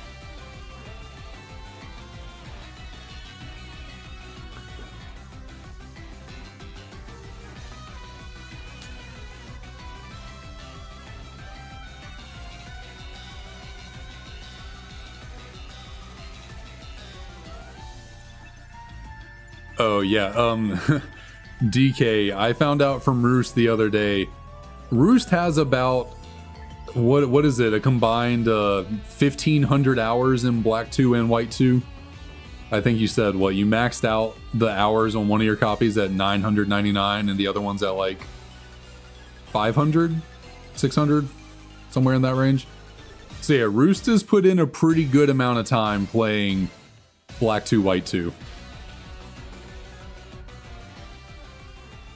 I would imagine Roost has already gotten the relic items a while ago.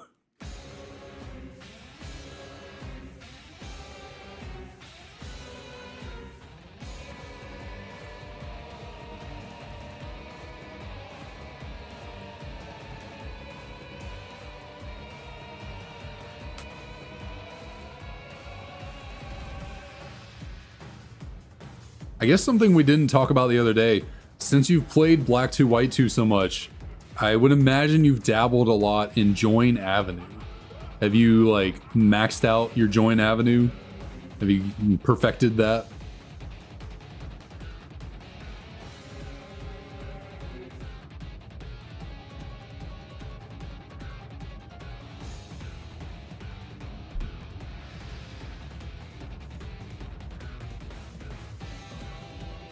Join Avenue is something I have throughout all the times I've played Black 2, White 2, never even remotely touched Join Avenue. Just never even tried it.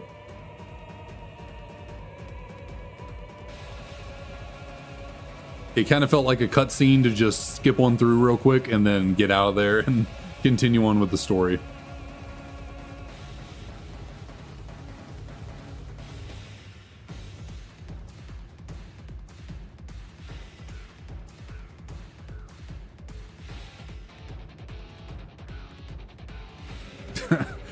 Yeah, getting the mat, that's crazy actually. That is legit crazy.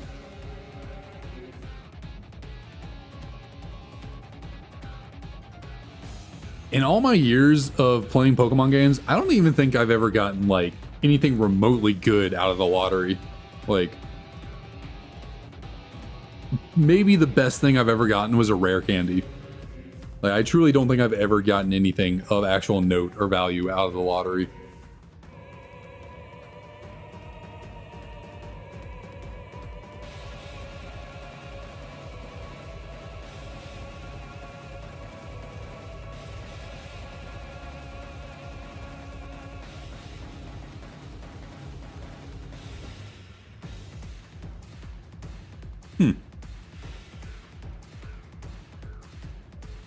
Yeah, did not know that.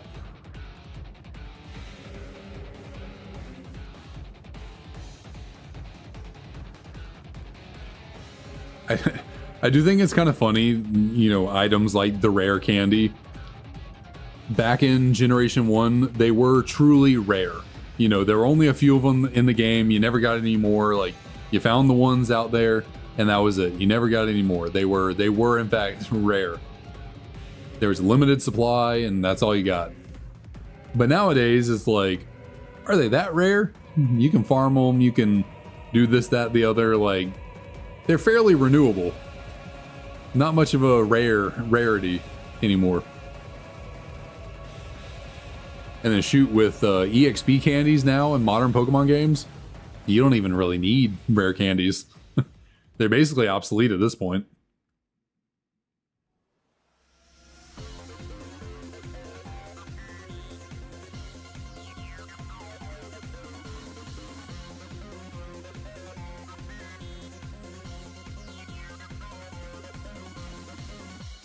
Interesting. Interesting that you can buy the fossils when, what? There's a hiker in Twist Mountain that just gives you a random fossil every day. So, like, do you even need to buy them? Because you can just soft reset in front of that guy and just get whatever fossil you need, right? And then, like, change your DS's time and date and then try again. That's what I'm planning to do for all the fossils for the Shiny Living Dex. Just get them all from the guy in Twist Mountain, revive them, and then Masuda method breed for them.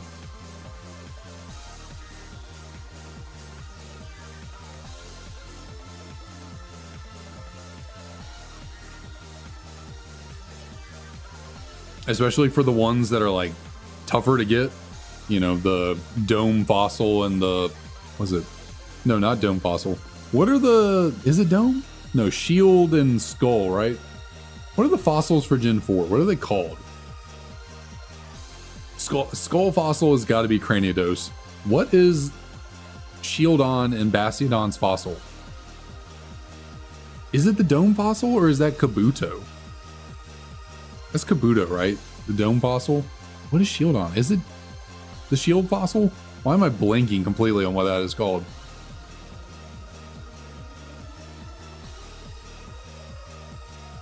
Is it cover? I honestly have no idea. I cannot remember for the life of me what that fossil is called.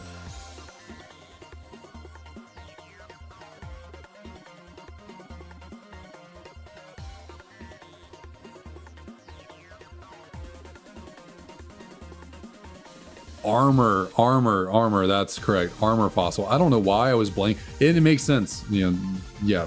Shield, armor fossil. Cover is Tortuga. Okay. I gotta be honest. I completely forgot about Tortuga. I was just about to say, I know the plume fossil is for our Archon and Archeops.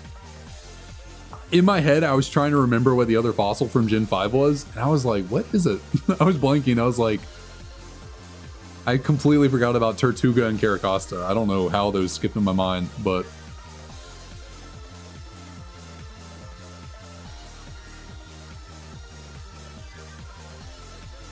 I know Dome and Helix are Kabuto and Ammonite. I know the Root Fossil and the Claw Fossil, or yeah, Claw Fossil, right? Is Anorith? I thought I knew it. Now I'm doubting my Root Fossil is definitely Cradilly and Lily.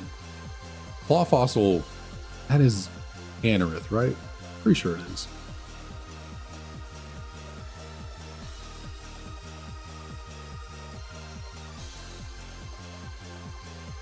And then obviously the old amber is for Aerodactyl. 10 cover, 5 skull.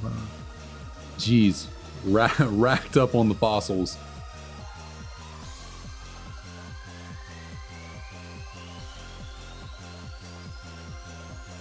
Yeah, I really like Archeops. I think it's really cool. I wish, but also like its ability being bad isn't all that much of a hindrance to it in a playthrough. Like, it's only really bad for Nuzlocke, or not Nuzlocke, competitive. Because, like, okay, its HP falls below half and then it does less damage. In a playthrough, like, you just heal it up. You just use a potion on it. Like, it can definitely be a hindrance. Like, hardcore Nuzlocke, yeah, where you can't heal in battle, it can certainly be annoying. But, like, considering how good its stats are, it's really not that bad for a playthrough.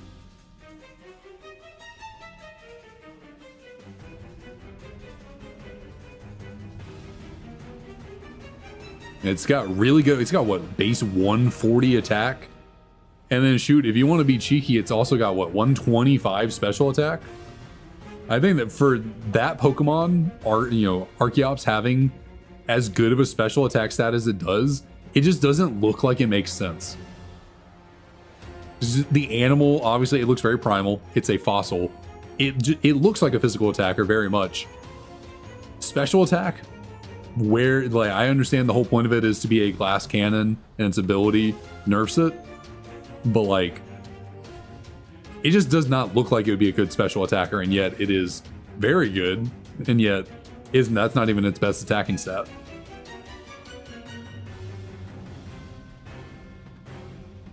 And then it's very fast. I think what its speed is in the 110s or something like that. And for Generation 5, having a speed, I think is around 110 to 120, if I'm remembering correctly. For Generation 5, that's really freaking fast. Like, that's pretty good.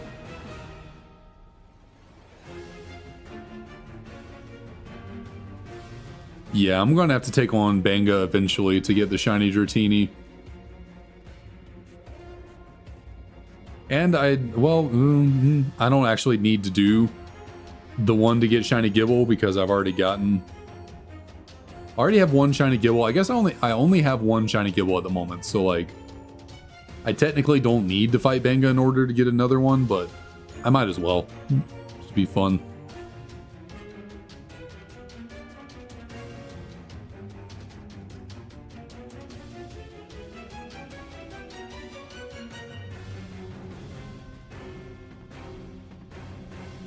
Yeah, I'm not entirely positive why they decided to cripple Archeops.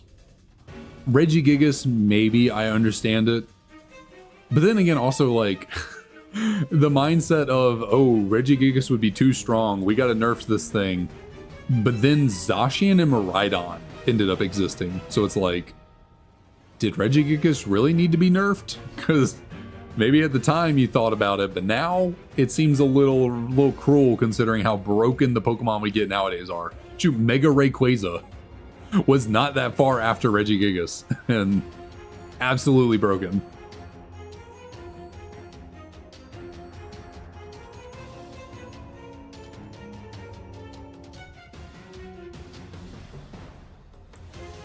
But like, why Archeops? Why give it a really bad ability? I understand as a regular Pokemon, it's got pretty good base stats and good attacking stats, and so like, but hey, if you're gonna make it good, why make it good just to give it a really bad ability? Why not just like lower its stats a little bit so you don't feel like you need to balance it out with a bad ability?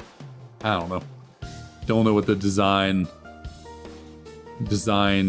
idea. It probably has something to do with whatever prehistoric creature Archeops is based off of.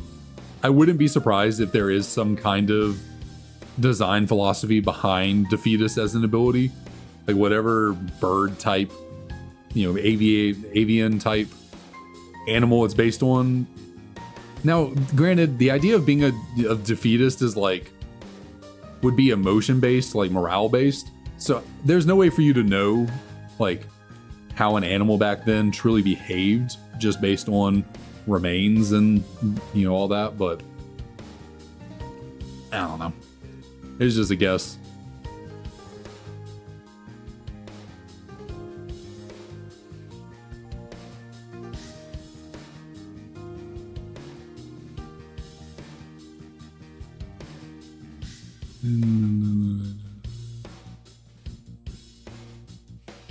I mean, Volcarona's a really good Pokemon, so not too much of a surprise. That thing is pretty solid.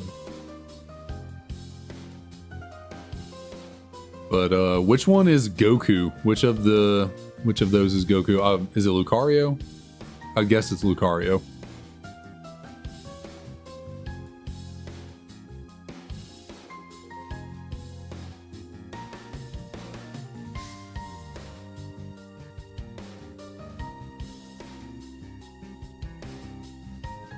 Yeah,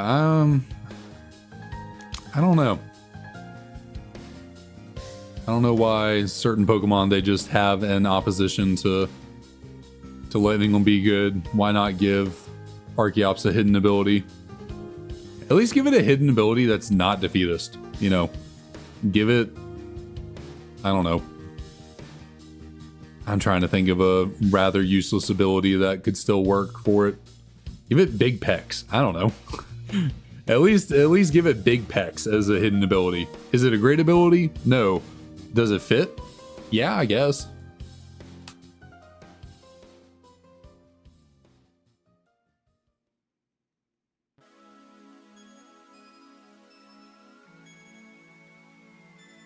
Now, what I do find hilarious is the fact that they gave Revavroom Slow Start. Slow Start is no longer Regigigas's hidden or signature ability.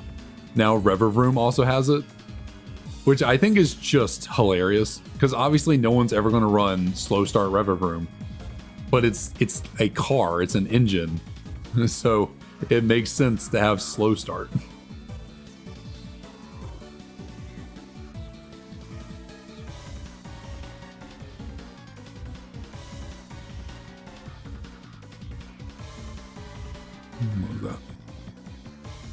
But yeah, crits are quite a nuisance. Okay, what is going on? Come on. Especially in these old games where crits were 2 times damage. Yeah, crits are brutal. Quits. Quits were brutal. Crits were brutal back in the day.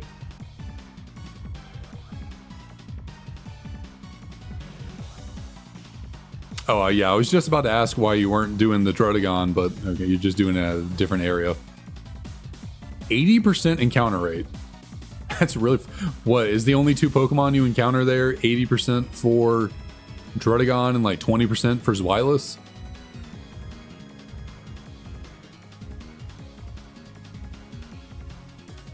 I don't think I've ever heard of a Pokemon having an 80% encounter rate in an area. I probably have, I just can't remember it off the top of my head.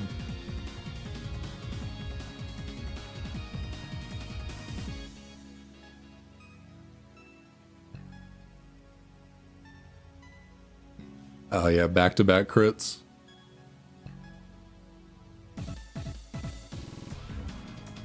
Fair, yeah. I mean, yeah, there are Pokemon where that's literally all you encounter, but I meant like areas where there are more than one Pokemon, but then like one of them still just dominates the entire encounter table for some reason. But yeah, like, what is it? Rust Turf Tunnel in Hoenn, the Hoenn games, you can only get Whismur in there. 100% encounter rate. At least in the originals. I don't remember in Oris if they changed that or not, but no, in Ruby, Sapphire, and Emerald, you can only get Whismur in there. 80% Drotagon, 20%. I am rather proud of myself for knowing that, or at least guessing that. Because you mentioned Inn's Castle entrance, and I was like, can't you also get Zweilous in there?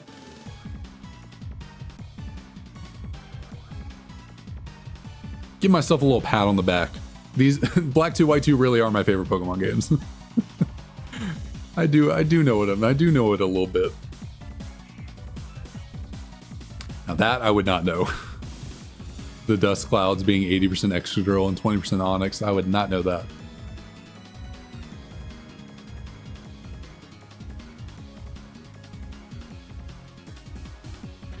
Oh my goodness me, Tepig, what are we doing? What are we doing here? Why is this taking so long?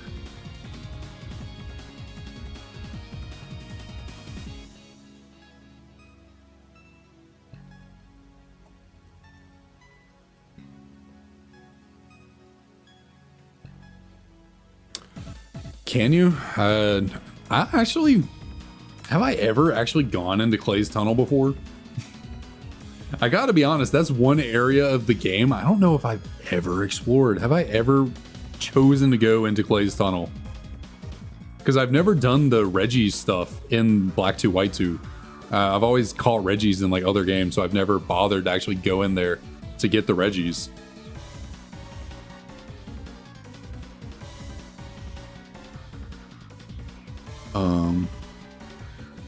I know you can get Steelix and Iron Islands in the Sinnoh games, or at least Platinum. I think in Diamond and Pearl also.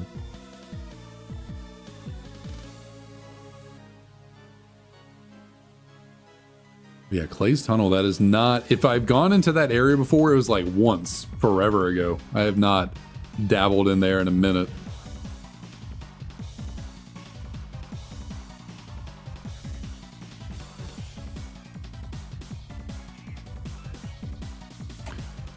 Oh, I'm kind of, we're getting into this territory right now with the hunt where like, I could go to 9,800 and call it a night, but I kind of want, I kind of want to just push for 10K. Like if I'm going to hit 10K encounters, I kind of want to just push for it tonight. Like it could be a little bit of an extra long stream, but if it's going to happen, I just want to make it happen. I just want to know, am I going to 10K encounters or not?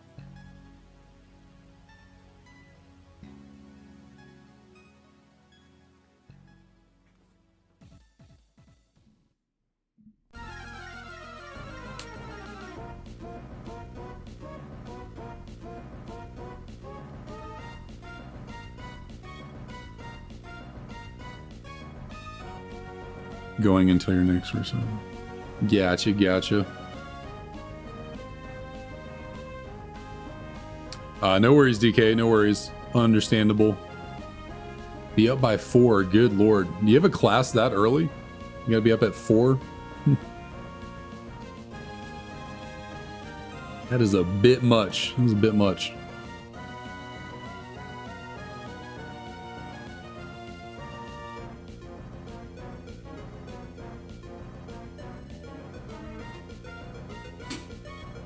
Oh, are you doing work? You gotta do, what was it, the last time you did like an outage or something? Or you did I'm blanking on what you said you had to work on the other day. That was kind of late at night. Or was it last week you mentioned that? Server maintenance, that's what it was. I was thinking like outage something. Yeah, server maintenance, that's what you mentioned the last time. When you had to work super late.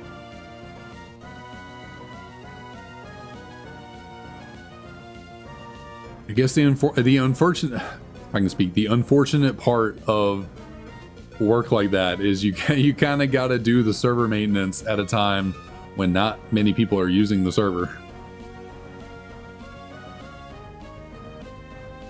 Bit of a boon to that work. You got to work at inopportune moments.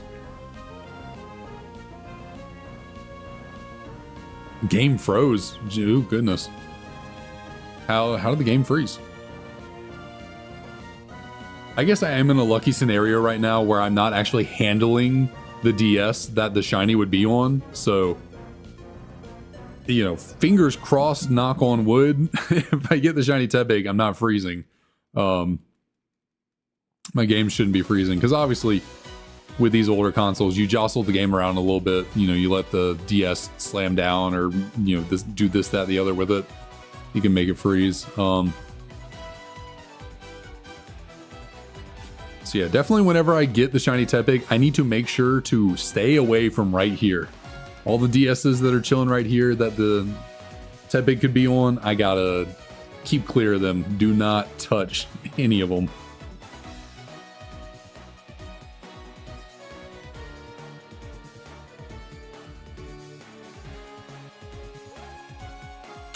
I gotcha. South Korea.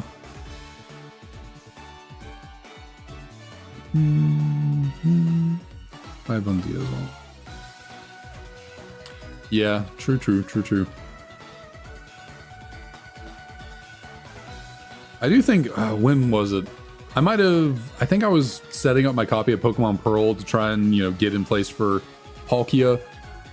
I think I was playing it one day and I set it down on the counter too hard and it like jostled something around and it did cause the game to freeze. I think I remember that happening. I had to replay like two hours worth of story. I forget where it froze and what I had to reset back to.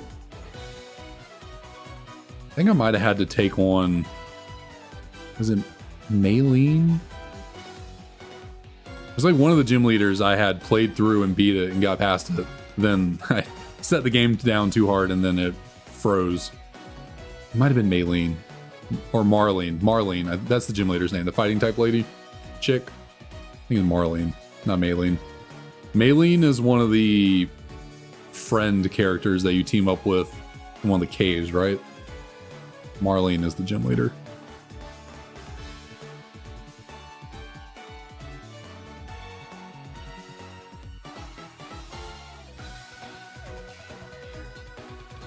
Which recently I actually, for the first time that I can remember in a long time, went through the area of the game where you team up with Maylene.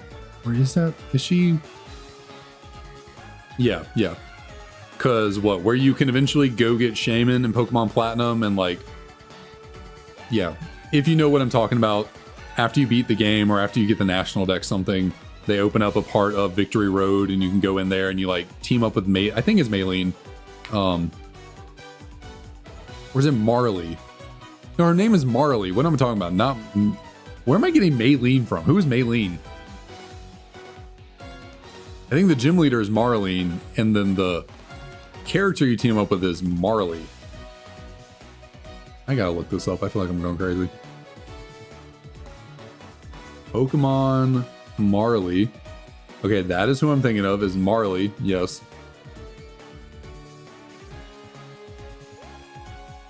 Is there a Marley? No, Maylene is the gym leader. So it's not Marlene. Who is Marlene? What? I'm all over the place.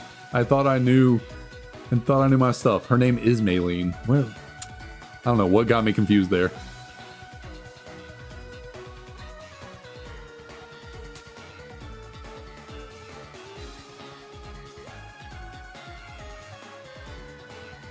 Yeah, no, it is Maylene for the fighting type gym leader.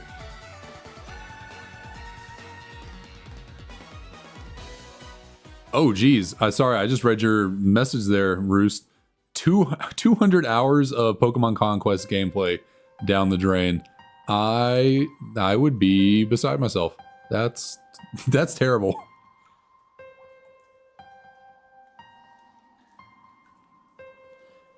Yeah, I think I was combining the names Marley and Maylene, and was getting the name Marlene and was convincing myself it was real.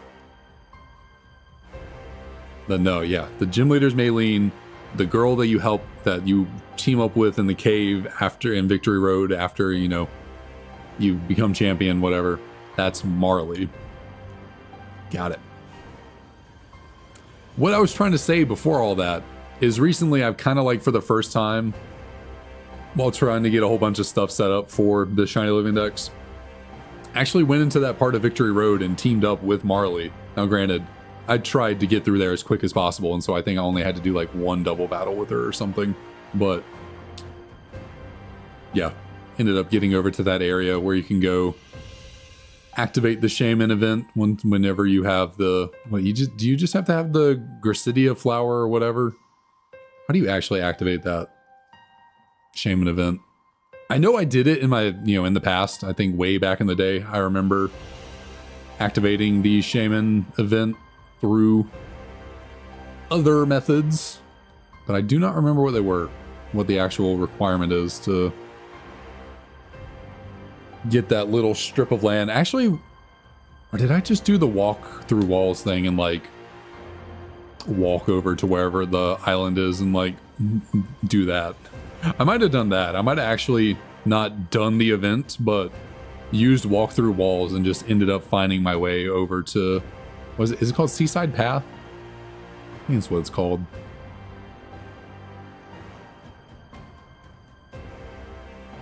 Oh, well, okay. That's fair. That's fair.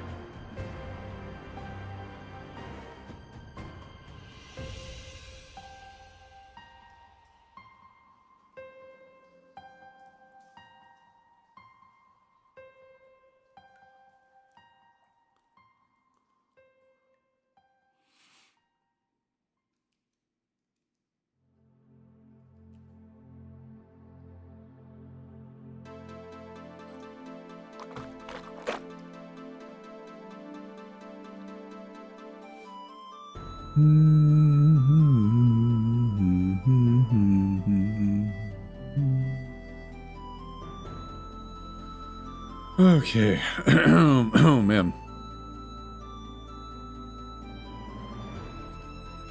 Nice.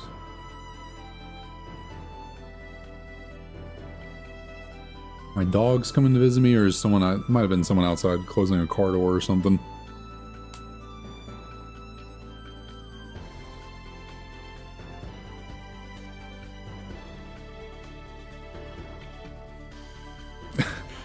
Just because, 350 hours, no big deal. Might just reset it. Because why not? That is the one thing about older, titles like that and not having multiple save files. Is it a bit unfortunate that, like, if you want to replay the game, you either have to buy a whole new copy or get rid of all the progress you made in the one you already have. So it's like, you have the sentiment, the nostalgia, whatever, the accomplishment of playing the game until the point that you played it, but then you want to replay it for replayability's sake, and it's like, I either gotta spend money or get rid of what I've worked for. Nose is itchy. Goodness. Oh man. Jeez, 2K hours. Wow.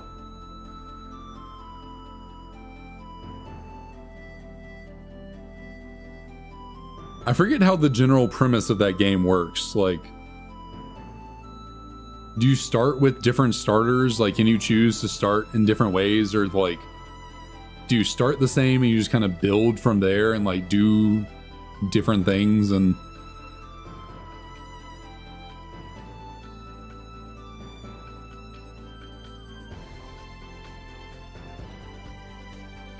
it's been a long time since I watched a Let's Play of Conquest, so I really don't remember. I remember the gameplay a little bit, but I don't remember like the story exactly or how everything went.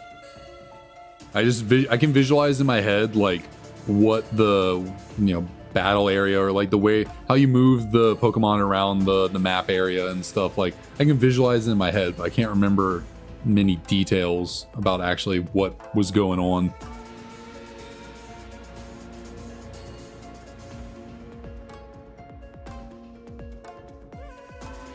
Oh, I gotcha. Breeze past the main story.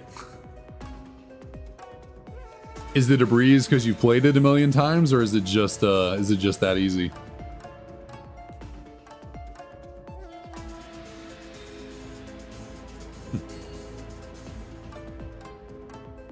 So you can only choose one post game? There's no or can you choose like all the different post games? Like you play through one of the post game stories and then you complete it, then you go do another one and so on and so forth? Or is it just like you play through the main story, you choose one post game activity, and like that's it? Once you complete that, then I guess you restart the game, try it again, go for a different post game.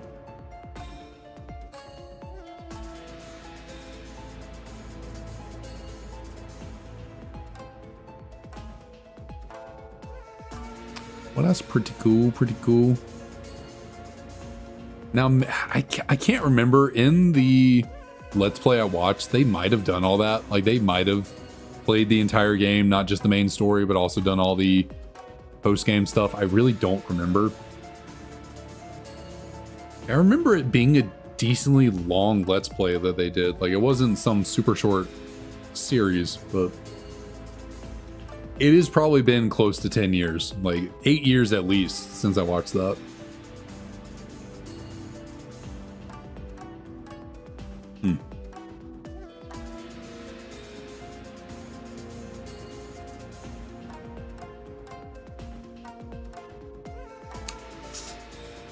I know I said I was thinking about pushing through to 10,000 because I just want to get to 10,000 encounters and just see what happens.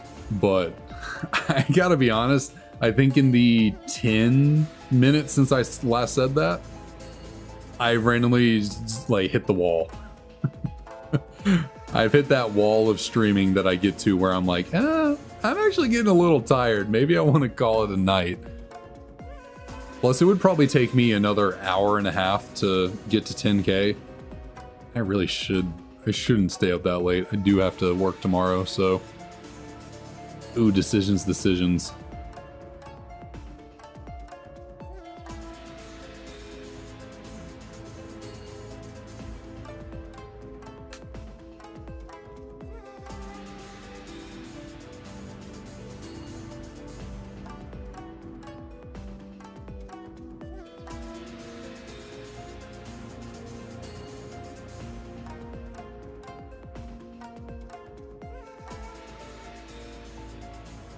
How about this? You know what? I'll be irresponsible, but that's if y'all can encourage me to be irresponsible. So if we can get to the like goal of 15 likes for the stream, we can get there. I'll continue on to 10,000 encounters. I will tough it out and go through the night, and we will go all the way to 10K. Obviously, if no one wants to see that, then we'll be done real quick. But yeah, I'll throw out a challenge. I'll throw out a little like plug. Why not? If we can get to 15 likes. I almost said 15,000. I almost said 15K. I ain't got. If we can get to 15 likes, I'll continue on to 10,000 total encounters.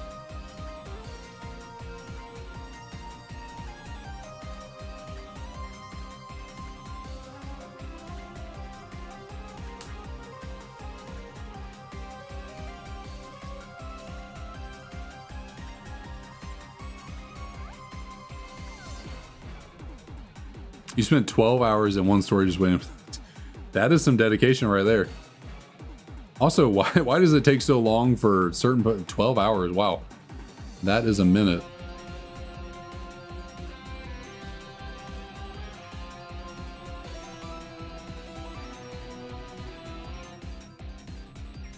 I feel like my game is super off sync right now. I feel like all my games are just like all over the place in terms of receiving the inputs on the buttons.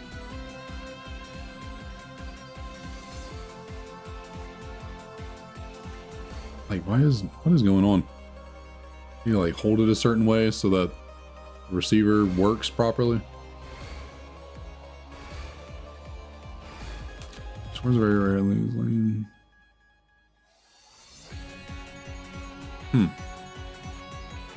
Well, that sounds like quite the mechanism, quite the chore.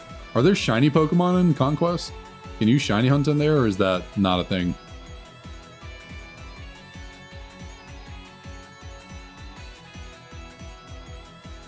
Use a code. I didn't know there were codes in the game.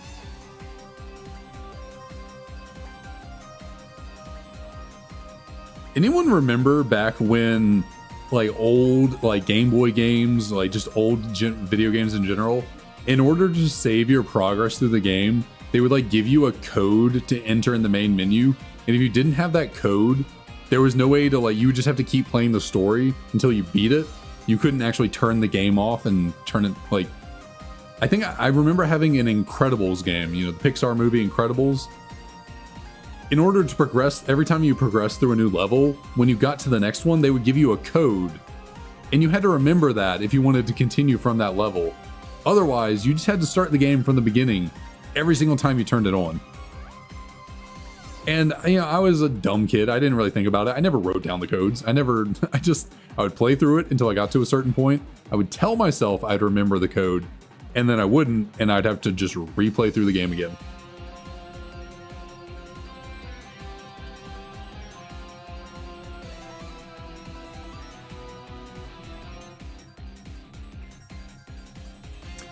That's a bit of a bummer. No shinies.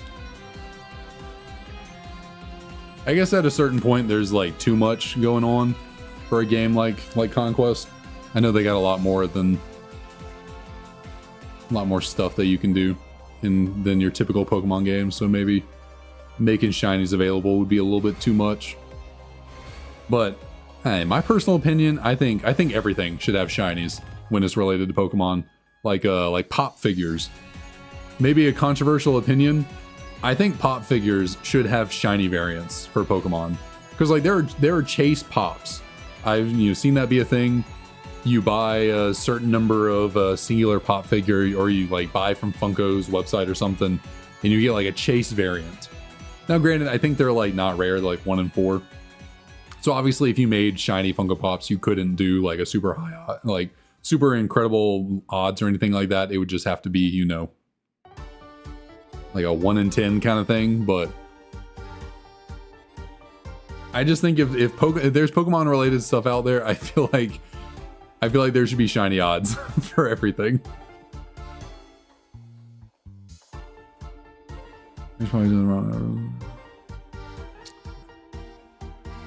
What do? I'm an engineer. I am an engineer. But also Botanic. Or Botanic or Botanic? Welcome, welcome. How's it going?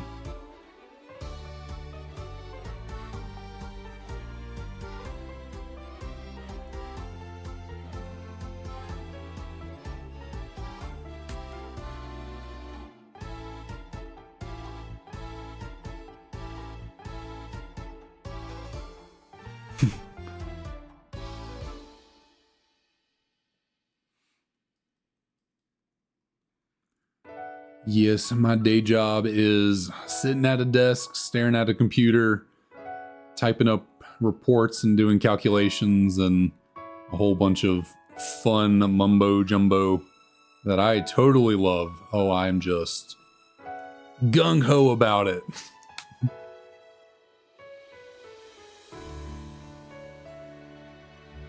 No, my job isn't the worst thing in the world. I wouldn't say I love it. In terms of just like, I don't know. It doesn't satisfy me. It doesn't, unfortunately, doesn't intrigue me. Like, I went into, you know, I did engineering as my major because everyone was like, oh, you like building stuff out of Legos and you're good at math. You should be an engineer. And I was like, okay, I have no clue what I want to be. So everyone says that. So I guess I should give it a shot. And then I wasn't a big fan of engineering college because like it's a lot of math. And I was like, I don't really enjoy doing this all the time. And everyone kept telling me, oh, well, that's not what it's like being a real engineer. Like, you don't, this engineering school is much different than being a real engineer. Well, I am a real engineer now, and the work just doesn't intrigue me. Like, I'm just not really moved by it. Like, it bores me. I find it tedious. Like, no real passion for me in it. It's just kind of something to do to get a paycheck.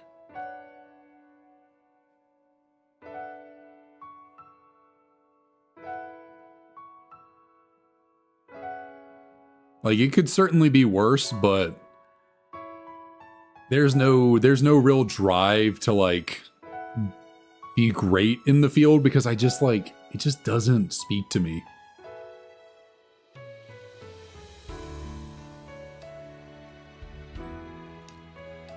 I mean, I guess when you put it, when you mention that, yeah, I could be dealing with shit all day. That is very true. I would say metaphorically I deal with shit just in a different way. It's not physical.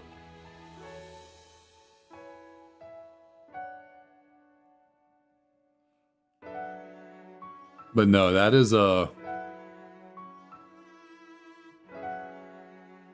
something. Do you do like commercial or residential or just any type of septic work? Work for the government?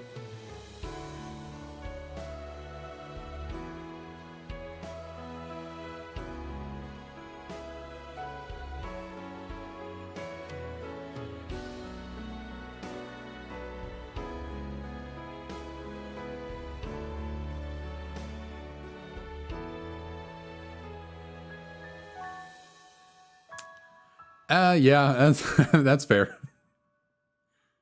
That is fair. Unfortunately, we do have the habit of just doing stuff that works for our numbers and works in our world, and sometimes don't remember that it also needs to work for CAD, for the CAD people as well. Brute Brasher, I have been doing this for 5 months now. I started on July 9th. It has just been over 5 months.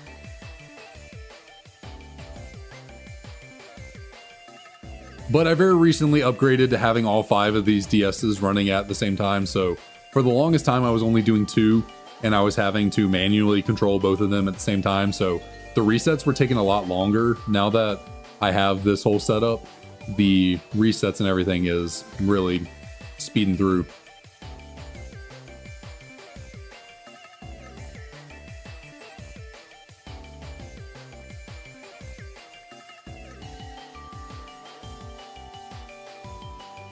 Oh, your cousin owns the business? Is that what? Well, I'm working with families, you know, sometimes working with family can be not ideal. Sometimes it can really work out because then you're kind of more lenient and forgiving with each other.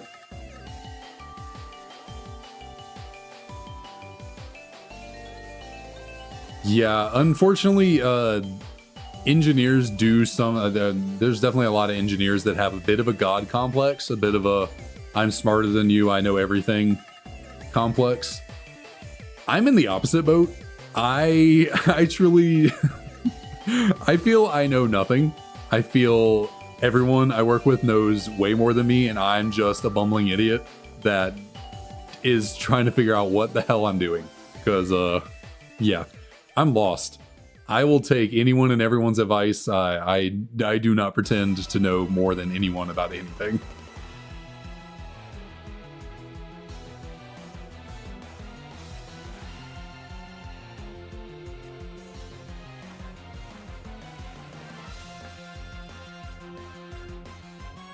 You worked for Amazon. Yeah, I imagine working a big corporate job like that would be not fun. Which, I don't have a great opinion of Amazon. I have never been a big subscriber in Amazon. I've never done Prime. If I didn't want to lose my voice. Never done Amazon Prime, all that. Like, I don't order from Amazon all that much. Like, I only do Prime Video very rarely if I want to watch shows like The Boys. Like, I'm not a big fan of Amazon.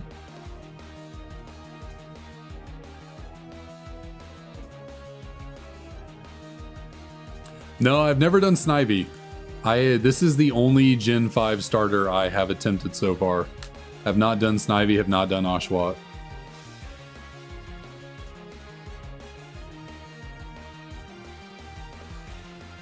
This was actually the very first hunt that I started up for the Shiny Living Dex. It was this Tepig right here.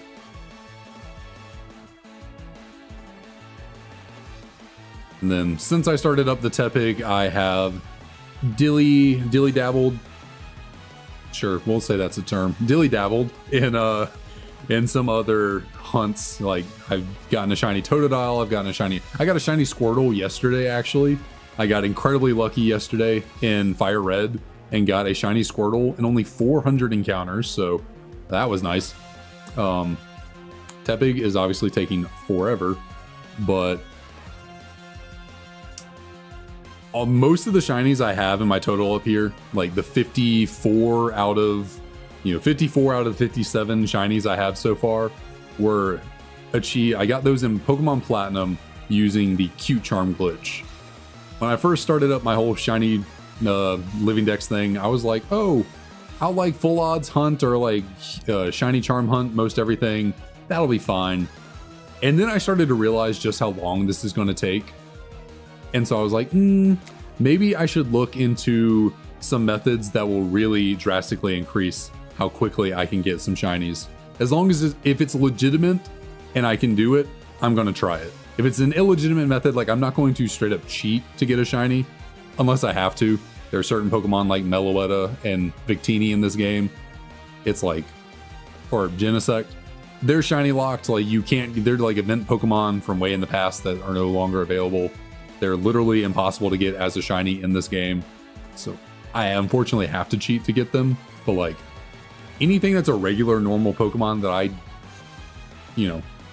want to get that I don't have to cheat for, like I'm not going to do it. Like everything is fully legitimate, but I'm going to do it with the best odds possible. So Cute Charm glitch is to me, it's a fully legitimate method. So I was like, shoot, if I can save myself some time and not have to spend months of my life looking for a shiny Rattata, I'm cool with that.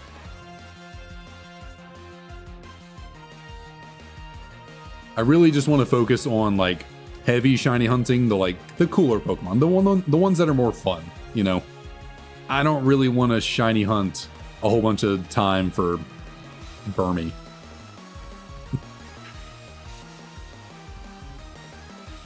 Like that's just I don't want this whole process to take too long. It's going to take years still because not every Pokemon can be, can utilize the Cute Charm glitch on, but it can at least reduce a fair amount of time from how long I'm going to have to tackle this journey.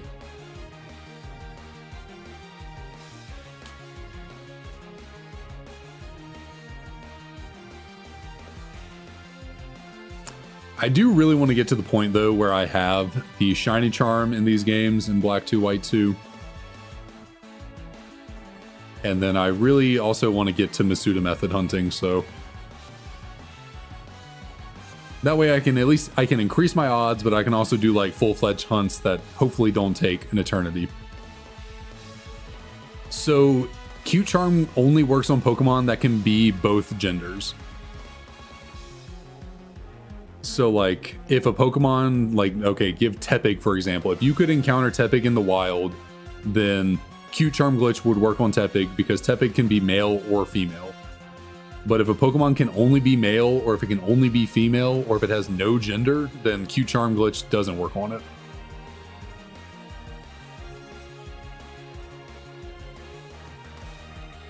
There's some more specifics on it, like the cute charm Pokemon you use, you should use a male Pokemon. Now, granted, the shinies that you get will always be the opposite gender. So, like, if the cute charm Pokemon you have is a male, then all the shinies you will encounter will be female. Now, if your cute charm Pokemon's a female, it's like a bit different. There's some more nuance to how the whole encountering and getting shinies things work. It's really just like get a male Pokemon that has cute charm, and then basically anything you run into that has either gender, male or female, is a 20% chance to get a shiny.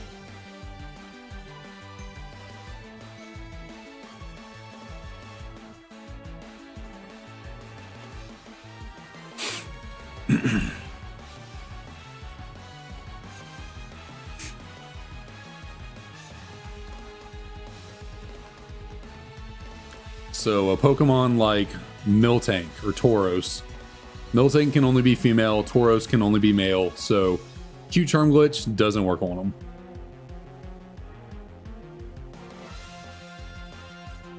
Or like legendaries like Rayquaza. Doesn't have a gender, so therefore cute charm does not work on it.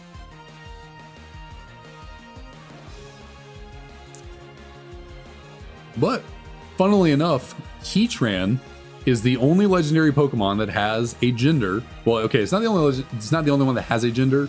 Latios and Latios have genders, but they're always male or female. The the genies are always male, stuff like that. Heatran's the only legendary that has a gender, but it can be either male or female. So Heatran actually could be gotten as a shiny with the Q-Charm glitch.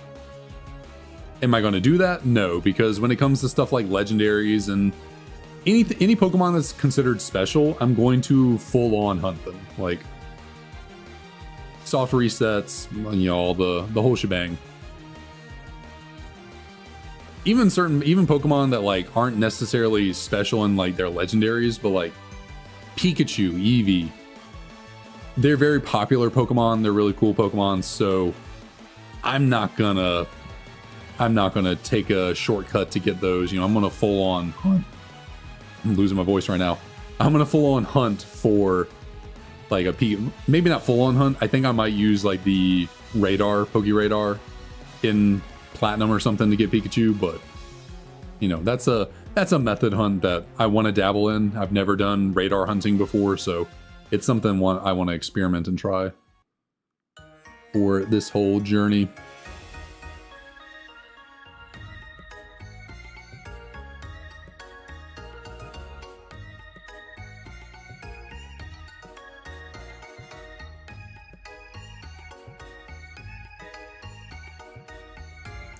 Yeah, I've certainly heard that it is quite difficult to do, but it would still be fun to try and get it worked out and figure out how to do it and, the whole shebang.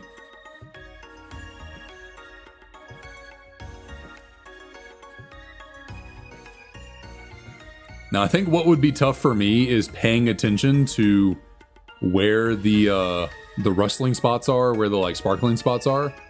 One, I have bad eyesight. Two, I'm bad at paying attention. So, oh, excuse me, goodness. I'm bad at paying attention as well, so I could definitely goof up and mess up the radar hunting really easily.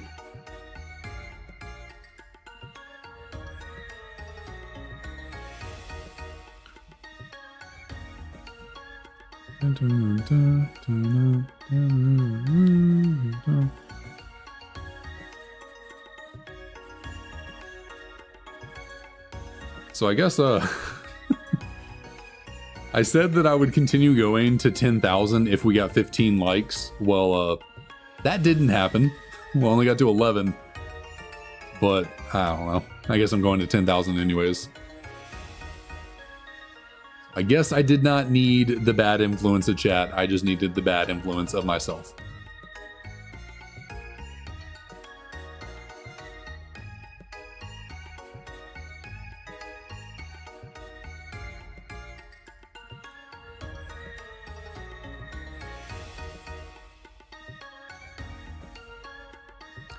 Oh, I'm certainly committed. We are in here for the long haul. Only thing is, I'm getting tired. I'm getting tired. It's getting late. I gotta wake up and go to, well, I don't have to go to work. I luckily get to work from home.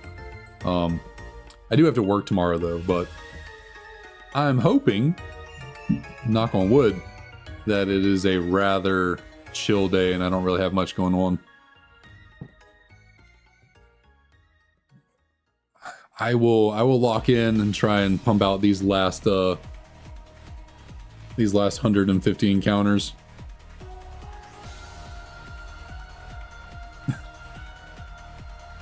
Let's see, would I actually be able to get there? I think what the intervals we're at right now, I'd get to 9,997.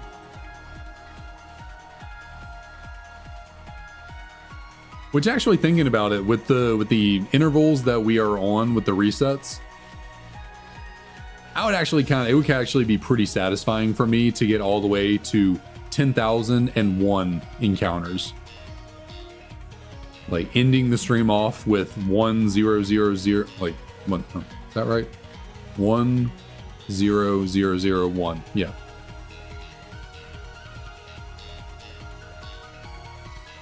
So that'll be the stopping point, I guess. I've committed long enough to it. I'll have to keep going. But yeah, 10,000 and a singular 10,001 encounters. If we have not gotten a freaking Tepig by then, we'll call it a night.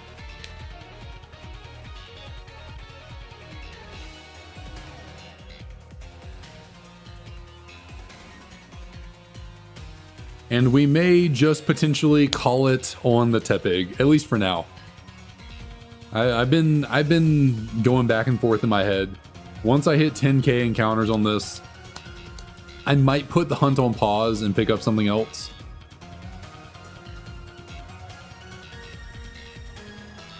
Yeah, I'll definitely get to 9,997.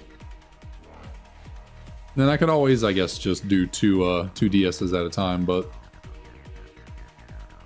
I'm sure my DSs are well charged.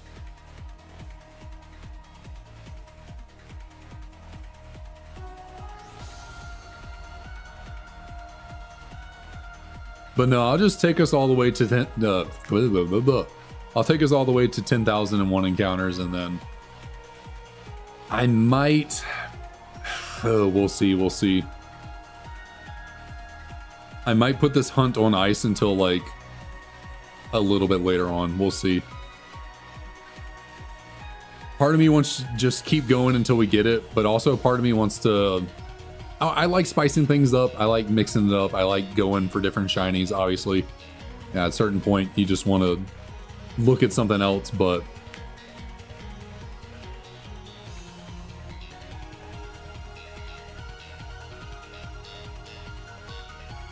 we will see. Like I said, I might just pivot over to doing Oshawott just to test the luck. You know, the last two starters I've gotten have been water types. Maybe water types are the vibe. So maybe if I give Oshawott a try, we'll see. Yeah, I try and mix it up. Like yesterday, like I said, I was doing Squirtle. We got that. On Friday, I'm going to do Arceus, Dialga, Palkia, Giratina. So every Friday, I stream a shiny race, as you would call it, trying to see which of the shiny, deities, shiny gods will show up first. So that's every Friday, at least for now. The last Friday was the first time I did it. So, who knows? Maybe I'll get another shiny on Friday, and then it's like, okay, well, now I got to figure out something else to do going forward. But this has been the main hunt on the channel. Like, this is the one I've done the most. So it might be time to put this one on the back burner for a second and try some new stuff.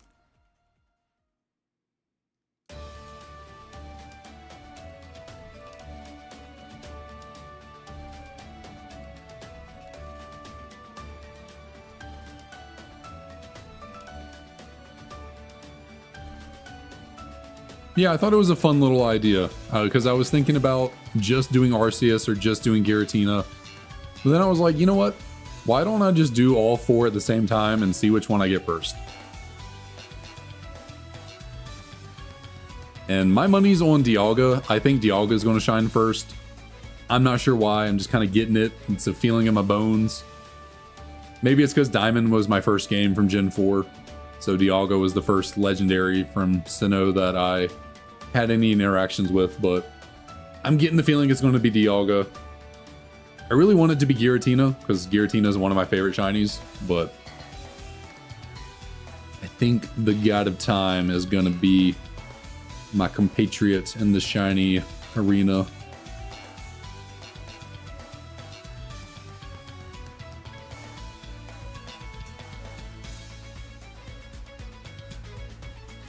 And then potentially, I still have to figure it out, but I might, if I don't continue on this Tepig hunt, what I might do starting next week, I might pivot over to Mudkip being the main hunt in Ruby and Sapphire. And that will be like the Monday, Wednesday hunt. That'll be the main one. And then maybe I'll do Oshawott. Like I'll switch over to doing Oshawott on like Tuesdays. Got a shiny Dialga from Sword Shield. Nice, nice, very cool. Was it just a random one you happened to find, or did you hunt for it?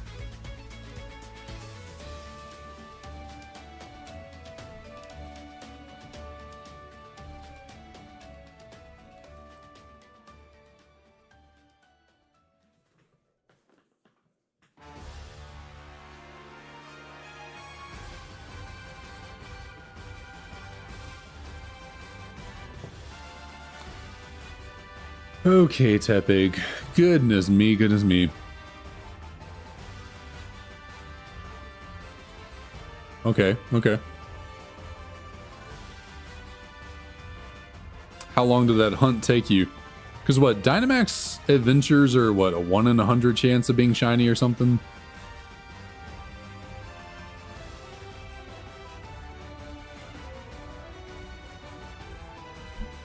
I've never done them.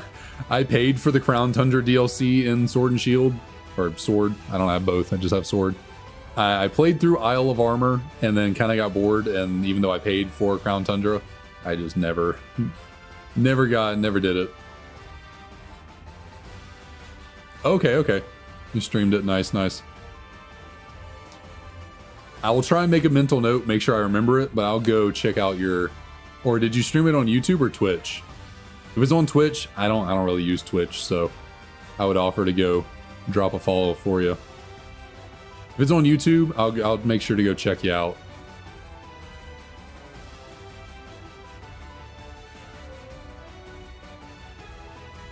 Okay, gotcha. Same. Never been much of a Twitch person.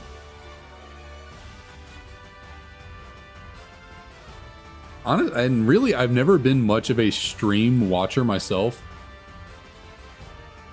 Mainly because, like, I kind of get FOMO in a way for streams. Like, if I feel weird, I don't know what it is. Like, jumping into the middle of streams or, like, I don't know. It feels like very all or nothing. Like, if I'm going to watch a stream, I want to be there, like, the whole time or, like, from the beginning at least.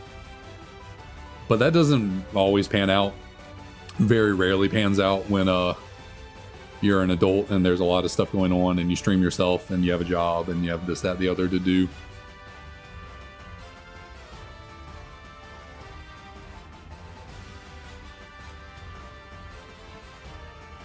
Okay, nice. But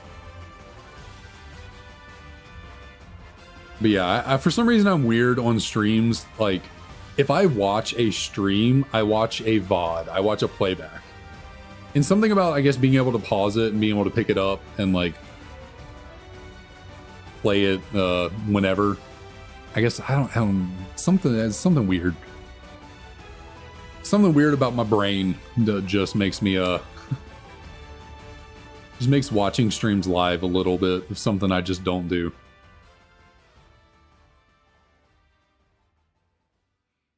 Well, like I said, I do like watching stream VODs at least, or at least I like having them on in the background.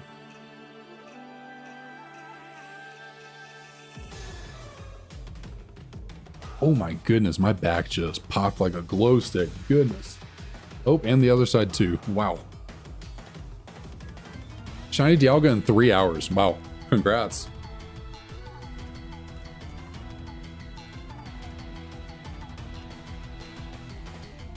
Very nice, very nice.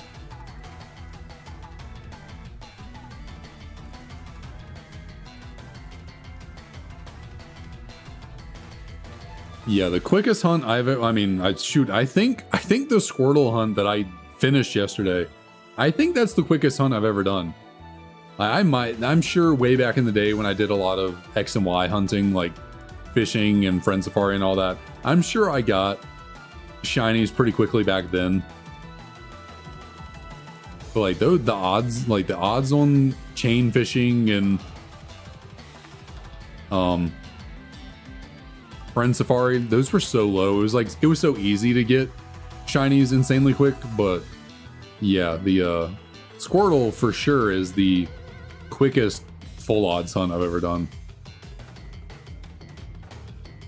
I know I did a little bit of Masuda method hunting in X and Y, but I don't think I ever like got insanely lucky real quick. I think it at least took me like a few days, you know, maybe like quickest was 10 total hours for like Masuda method hunting back then. Squirtle was 2.5 hours. I did an hour and a half last Tuesday and then an hour into stream yesterday. I got the shiny Squirtle. So that was quite the shock. That was quite shocking. I did upload the reaction to YouTube earlier today. So it's a little short video. It's only like 3 minutes long. Nothing too crazy. So there's also the whole VOD for the live stream is up on the channel as well. But I did upload the little clipped segment of the shiny Squirtle encounter as a standalone video.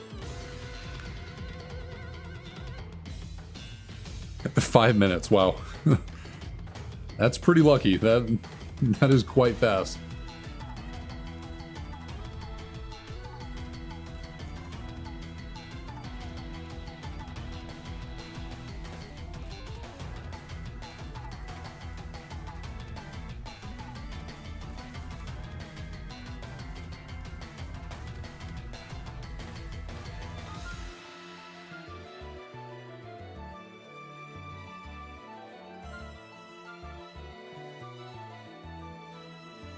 Oh man, these last like 100 or so encounters, these are gonna feel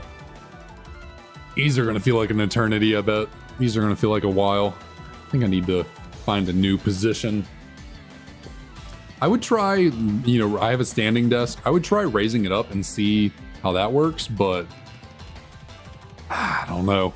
I don't want to risk unplugging a whole bunch of stuff. Specifically my DS's. I haven't tried raising the desk since I plugged all this capture card stuff in. That's unfortunate, Roost. That's unfortunate. Better luck tomorrow. Hopefully you get that. Hopefully you get that Dynamo soon. I don't know why I lagged out right there.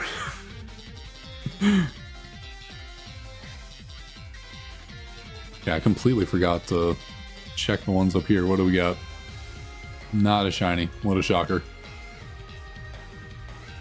Oh, 9889.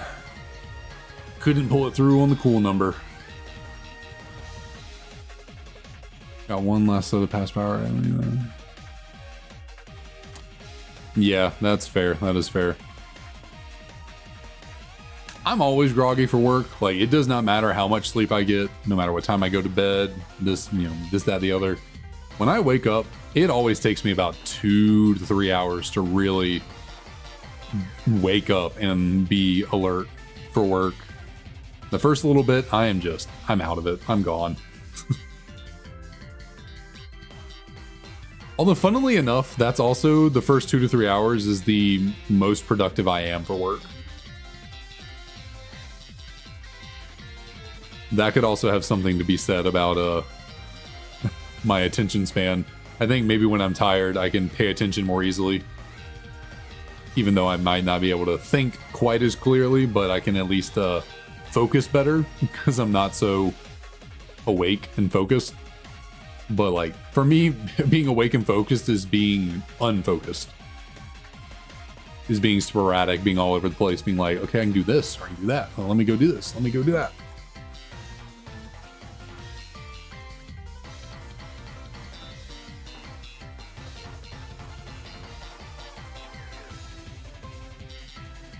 All right, nice. Nice, nice. Yeah, I don't do any shiny hunting outside of the streams. So no shiny hunting during work. Although there's potential, the only Pokemon that I might consider shiny hunting outside of stream is going to be Munchlax. Because I could always just catch the Snorlax in Heart Gold, Soul Silver, trade it up to Black 2, White 2, and then Masuda Method Hunt for a Munchlax. Can always do that. But I think it would be kind of fun to... Obviously, I'd be using the Q-Charm glitch, but I think it'd be fun to try and get a Honey Tree Munchlax encounter.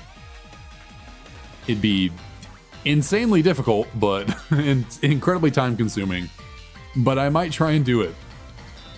But with the nature of Honey Trees and all that, yeah, I definitely have to do that one off-stream.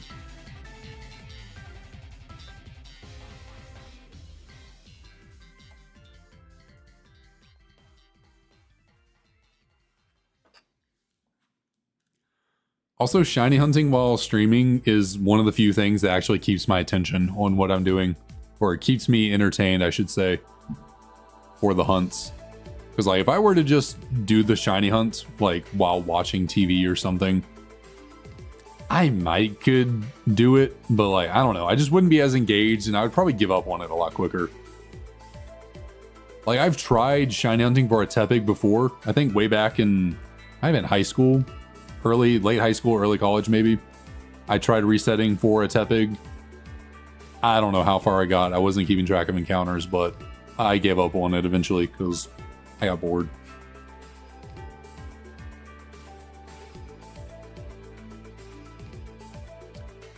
I got, are you a sub or dub on the anime? I feel like shiny hunting while doing sub would be difficult, but I guess maybe I'm a slow reader.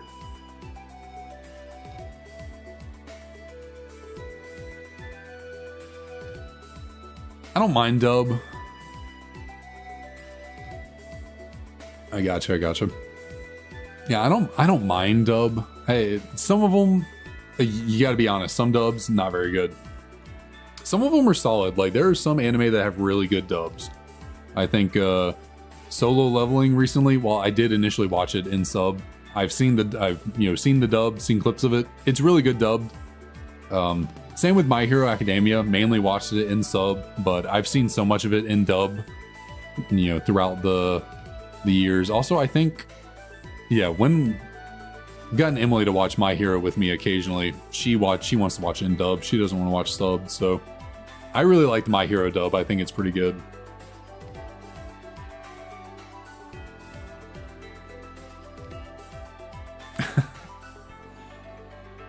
Have I ever seen clips of One Piece? I'm sure I've seen clips of One Piece in dub before, but I can't remember it.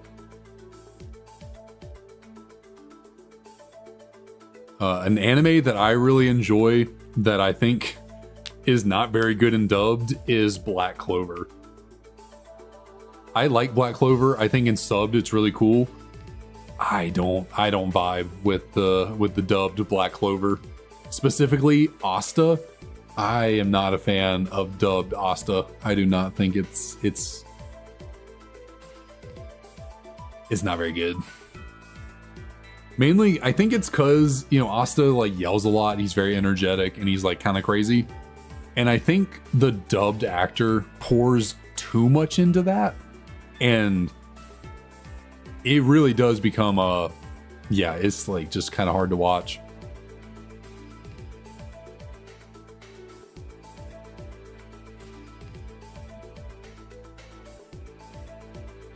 Oh dang, you got Palkia after only an hour. Nice. Or not Palkia, Dialga. And then went for Palkia. Yeah, not the big, and then like Yami's voice in subbed is really epic. Like, he's a really deep, grumbly, like intimidating voice. Like, is really cool. He's not the worst character for the dubbed, but like I still don't think his voice in dubbed matches his looks. I think the dubbed voice is not nearly as intimidating or like scruffy, you know, not as gruff as I think Yami should be. But yeah, Yami is very cool. I like Yami too. Yami is quite sweet. I love the power system. I love the magic system. I love the power system of Black Clover. I think it's really cool.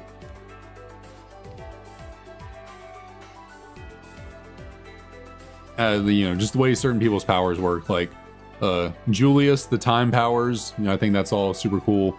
Yami's like they're like, you know, darkness, shadow, whatever you call it, powers. But like he uses a sword to fight with it. I think that's super cool. Like he's a sword fighter, but he's more like a magic sword fighter. It's a lot more epic actually in the show than the way I'm describing it. But yeah, I like Yuno's wind powers. You know, I feel like wind could be a pretty easy thing to kind of make underwhelming and not that cool, but I like Yuno's power set. I love the fire. I love fire characters in any anime. You know, anyone that uses fire powers, I'm a big fan of. But I think the ones in Black Clover are extra cool. Fuego Leon, Merleona, like that whole family. Maybe what is the youngest brother's name? Leopold. He can probably get there. I mean, he's got ways to go. He's young, but no, Merleona, like, or Merleona, is Merleona, right? She is a beast. Good lord, that lady is intimidating.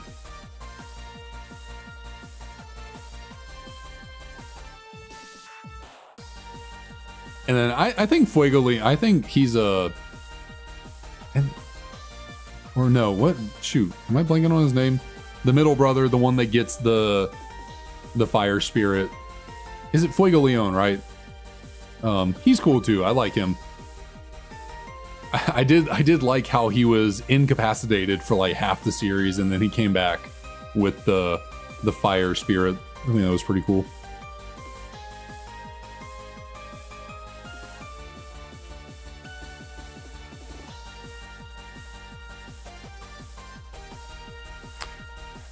Julius didn't he didn't have a 4-leaf grimoire?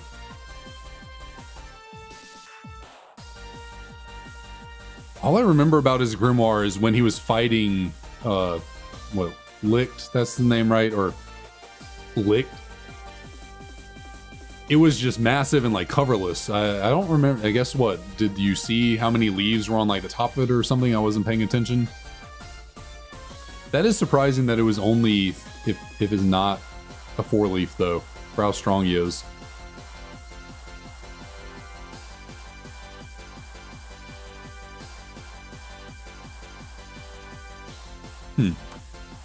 I wonder if there's more to that. Maybe is there going to be some kind of twist for his character? Maybe there's something extra that adds to his power or something like that. Because yeah, being that powerful with only a 4-leaf grimoire is kind of crazy.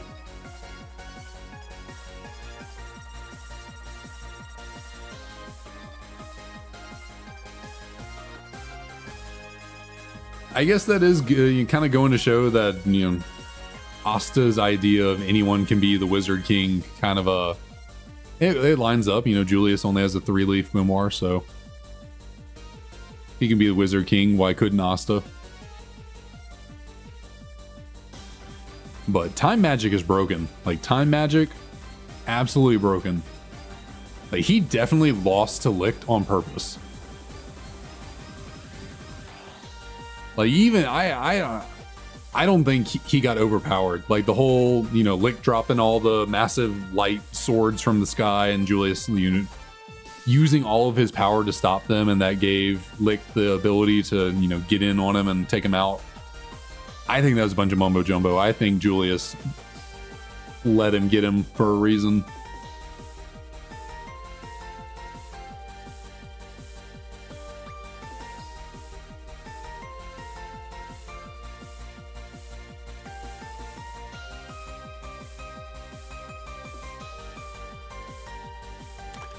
What that reason is, I do not know. But I think he chose to lose that fight for some reason.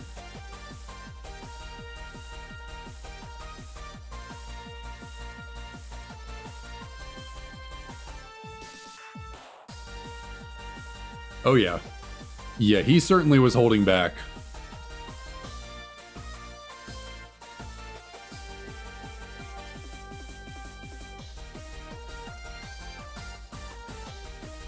But that whole I really enjoyed that story arc. I was a bit iffy on Black Clover when I first started it, because I think the first like 50 episodes are kind of slow and boring. But once they really start digging deep into the whole, what is it, Eye of the Midnight Sun? Is that the evil, evil group of the elves and all that? Once they really started digging deep into that, specifically when they went to like that underwater castle and fought the beast dude, I'm blanking on his name, that's when the show really picked up and just went crazy.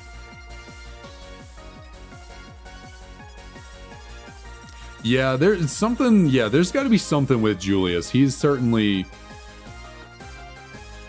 something about his character. Yeah, he's not all that meets the eye. There's got to be a secret there. Well, I mean, these are, they're remixes and remasters of the themes. So, the YouTube channel Zame is who I get the music for in the background. I have my playlist linked in the description of the stream and the link to their channel for Zame. I guess technically, these songs are copyright. I have, way back when I first started streaming, in like the first few streams, I did get little copyright notices, but I just had to like silence the small portion of the stream got claimed. But also, I'm fairly certain they were not legitimate claims. It did not seem like Pokemon itself was claiming the I don't know. But the last like 4.5 months, I have not had any issues with playing these songs in the background of the streams. And I mean, like I said, Zame has a whole channel where all they do is upload remixes and remasters and remakes of specifically Pokemon, but like Nintendo themes. I mean, their channel hasn't been taken down yet, so I gotta imagine like it's, passable in the copyright sense, considering they've been posting these types of videos and these remixes for a long time.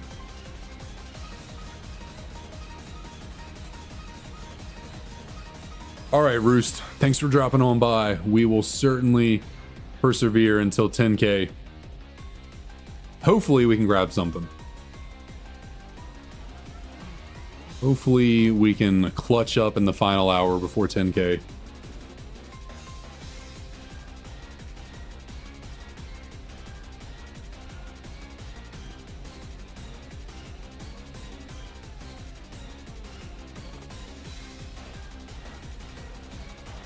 Oh man, excuse me, I don't know why I keep burping. Appreciate it. Hopefully your commitment pays off. Hopefully we can actually find a freaking shiny here at the last minute.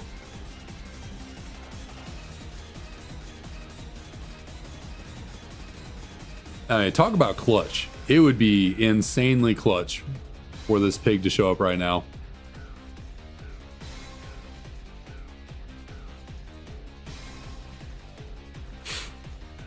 All right, let's see.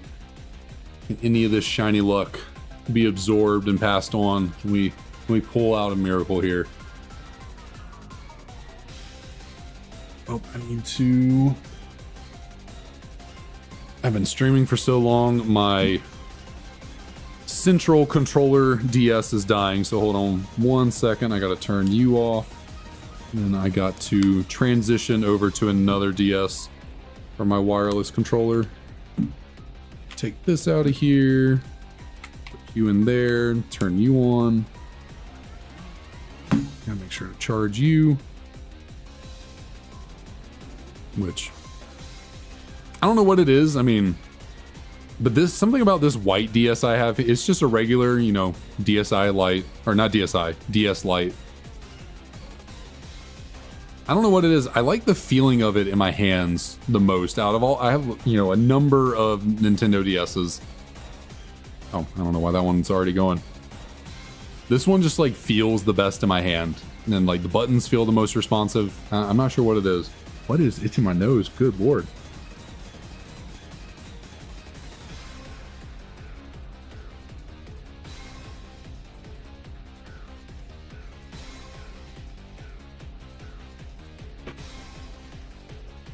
Yeah, I have a, so I don't have my original DS. I did, unfortunately, back in like middle school, allow my mom to sell my my very original DS I had growing up.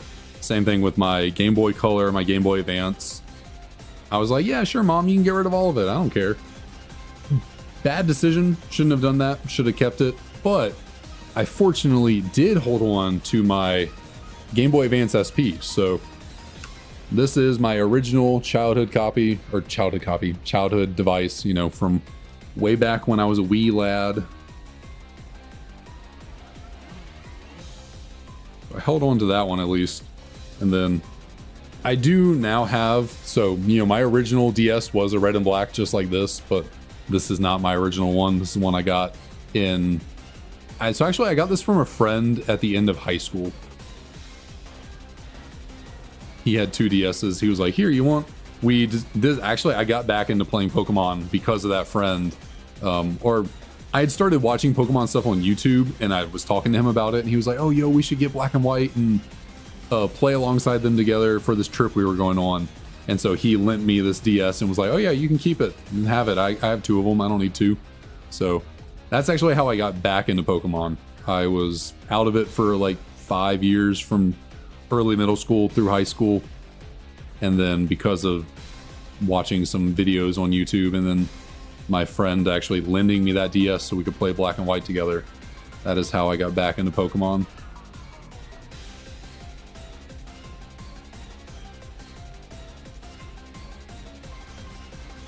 I almost just did a full-on reset right there, even though I didn't check the Tepigs at all.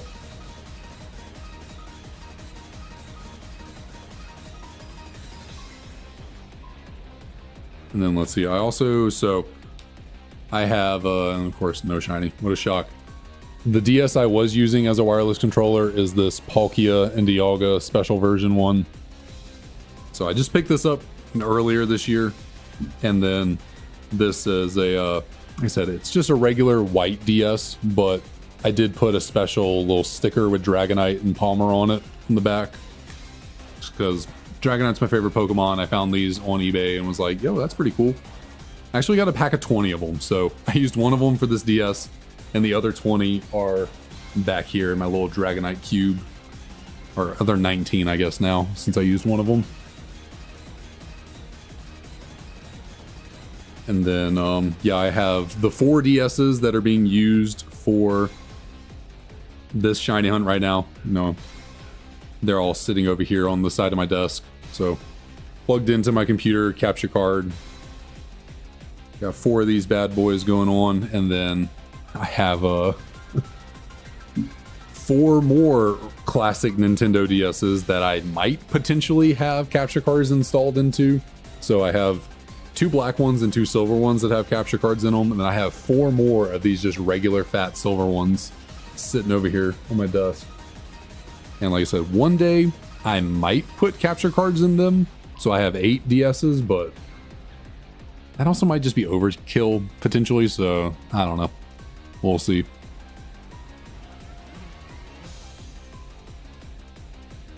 Now let's see what else. I do have I have a Switch Lite hanging out down here. It's the, I don't know how well it picks up. It's the Sword and Shield version of the Switch Lite. I didn't have a Nintendo Switch when Sword and Shield came out, and I was like, I kind of want to play Sword and Shield, so let me pick up a Switch. And they had the Sword and Shield version, so I was like, sure, why not? I don't think I've touched that thing in a year plus. It's been a while. I don't know the last time I actually turned that thing on and used it.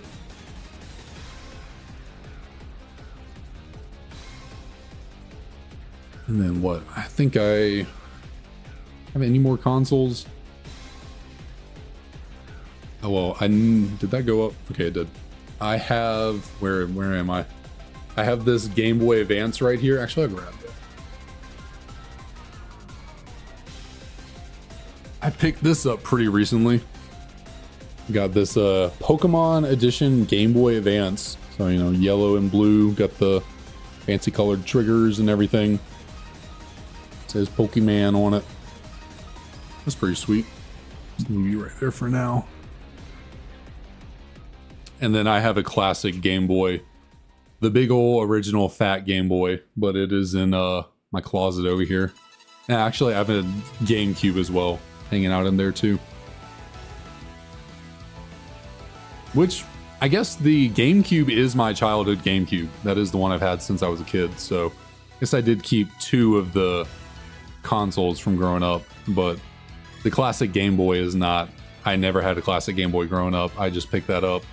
I think in college at some point. I think I went to Second and Charles and they had that Game Boy in there for like $15. Like, it was ridiculously cheap back then to pick up things like that. So, yeah, I grabbed that. And I need to get another Game Boy Color. Haven't had one of those in a long time.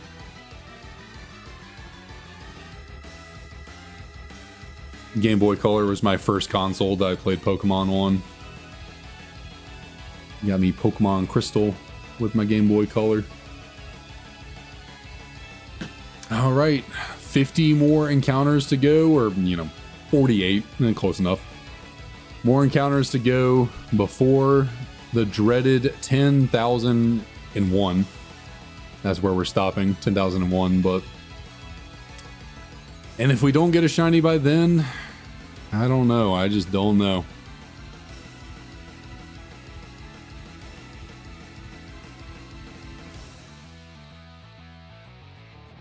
Nice, Pokemon Yellow. That's a great game. I have a copy of Yellow hanging out right here on my bookshelf. Yeah, Crystal was my first game. Unfortunately, did not keep my copy of Crystal. Don't know why. I did keep my Ruby, Sapphire, and Emerald. I have them up here. I played the Hoenn games, you know, a lot more than I did any other growing up. So that's probably why I kept them and was like, oh yeah, we can get rid of the rest of them. But surprised I wasn't more nostalgic about the fact that Crystal was my first. But I did eventually get another copy of Crystal. It is back here.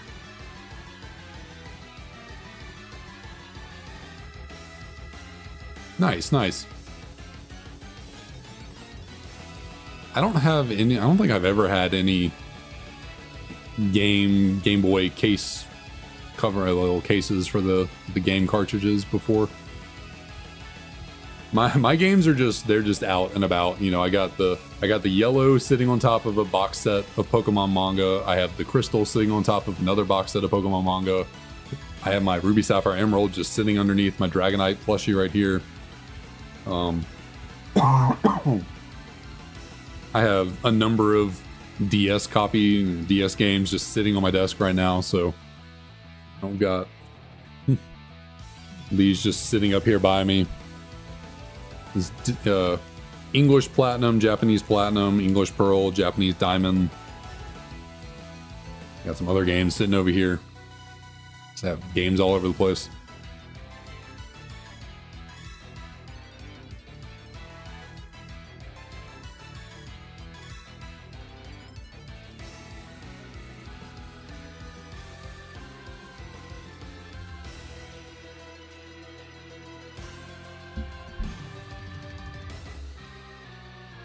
And the Pokemon games are all that I have. Other than, you know, me and my fiance, we have another Switch in our living room, you know, a Switch that can actually dock and connect to the TV. We have some Mario games for that one, but that's it.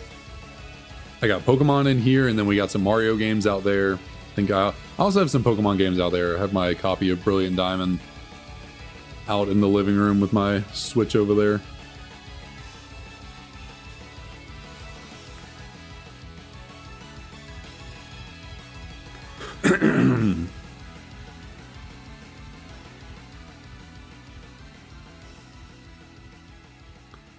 Nice, nice. Yeah, probably would be a good idea for me to protect my games in some way, put them in something so nothing ever happened to them, but I like having them as little display pieces. Because specifically the older games, like the older games just look really cool.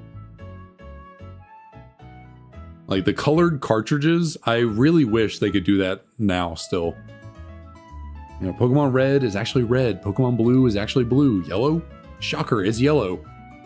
And gold and silver are a little gold and silver tint. And then Crystal is like a see-through aqua blue. You know, Ruby, Sapphire, and Emerald, all super nice, kind of see-through. Red, blue, green. You know, Fire Red Leaf Green. Nice little matte red and green. They just look so good. And then once they went to the DS, they were just like, they're all going to be gray or black. Like, nah, give me the colors back. Give me some colors. You know, black and white should have literally been black and white. Come on, is the reset not going? But no, both the cartridges, they're both black. The only one that like slightly works is Platinum, because Diamond, Pearl, and Platinum were on gray cartridges. So Platinum kind of matches, you know, in a way. But none of the other ones do.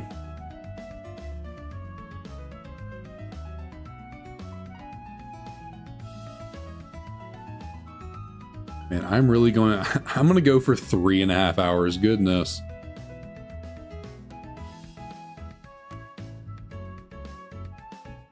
Sit here for 3.5 hours, pump out a solid 600 encounters, and this damn Tepig is not going to shine for me. Absolutely disrespectful.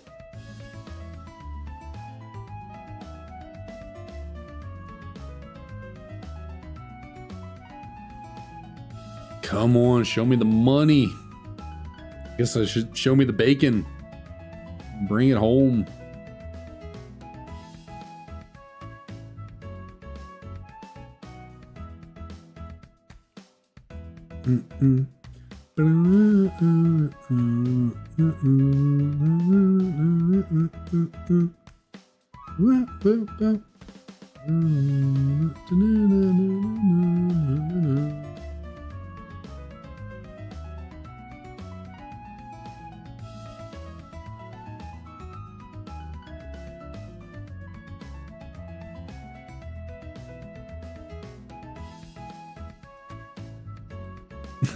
That would be brutal. That would be brutal.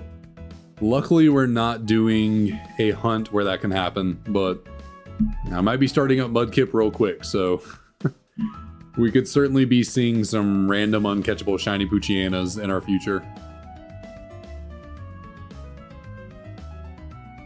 I think that would be cool. I'm not really sure why they never implemented that.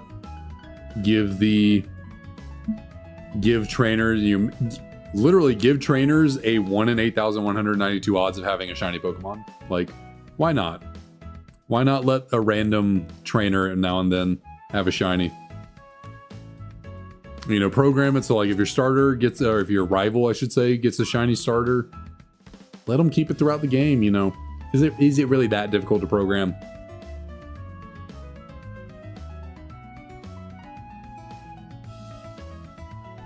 That would be hilarious though. They actually did that and you start up a playthrough and your rival has a shiny and you're just like, I gotta see that the entire game now? You just gotta show off and brag that you got a shiny?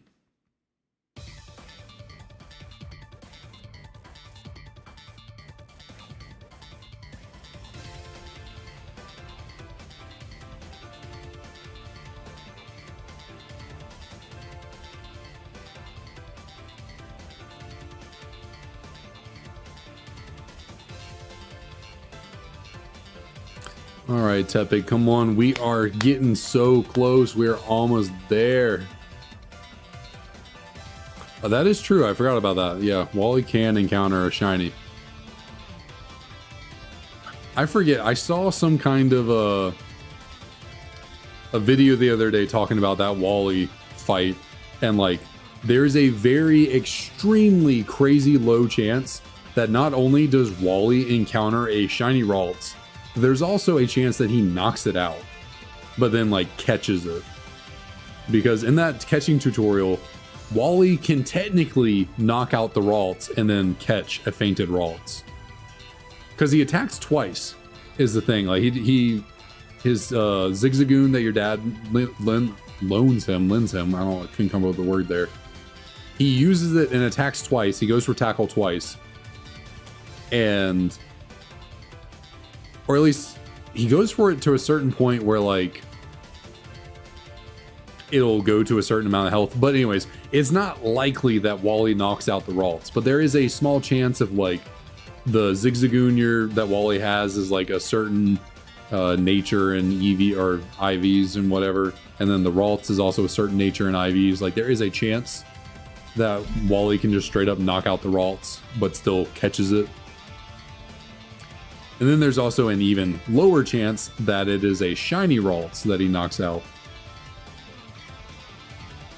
I forget what the odds of it happening are, but it is some astronomically low chance of happening.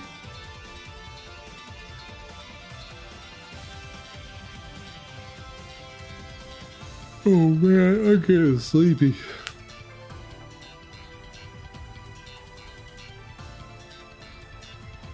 Only 20 more encounters to go. Only 20 more.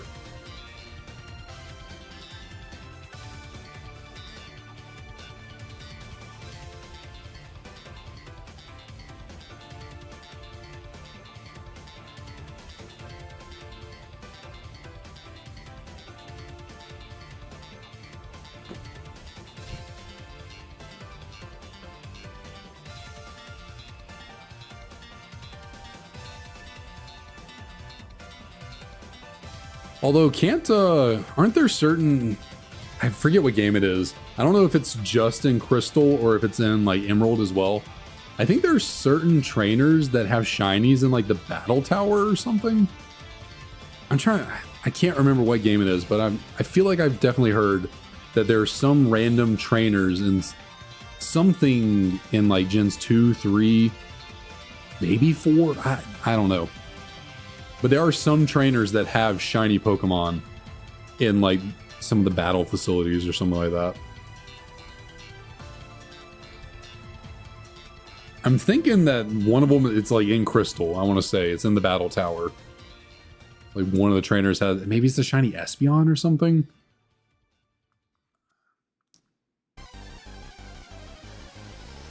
Is it Emerald? I don't know why I thought it was Crystal.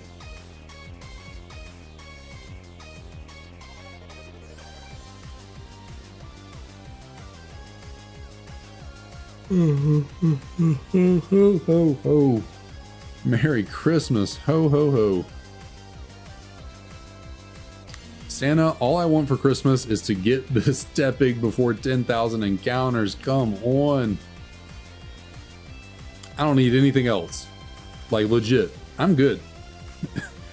Just the Tepig before 10k. That's all I need, Santa. That is all I need.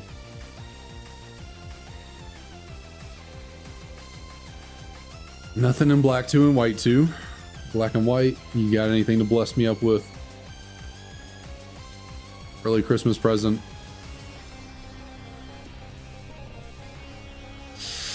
That would be a negative. And on we go, on we go.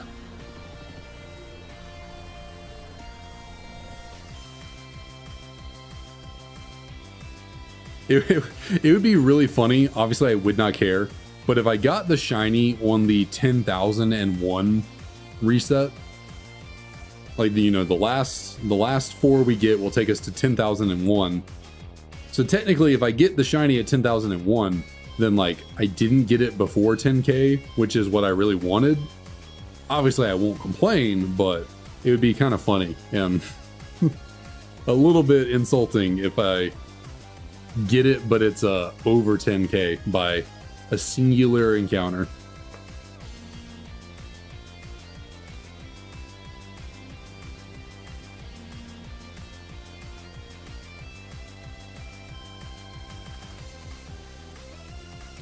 All right, nothing on you two.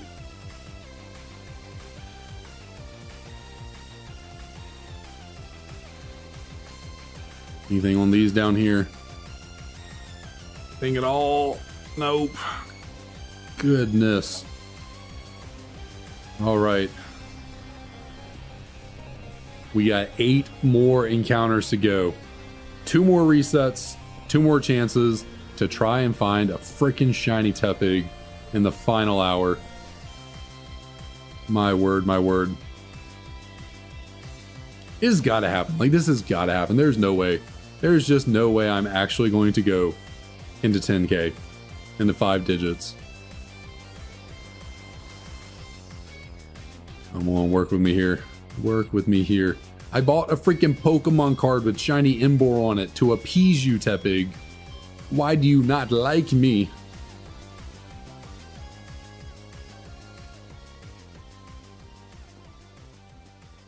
All right, let us see, let us see. Black 2, white 2 up at the top. What do you got for me? No shinies, no shinies. But black and white, the original. Show me some love.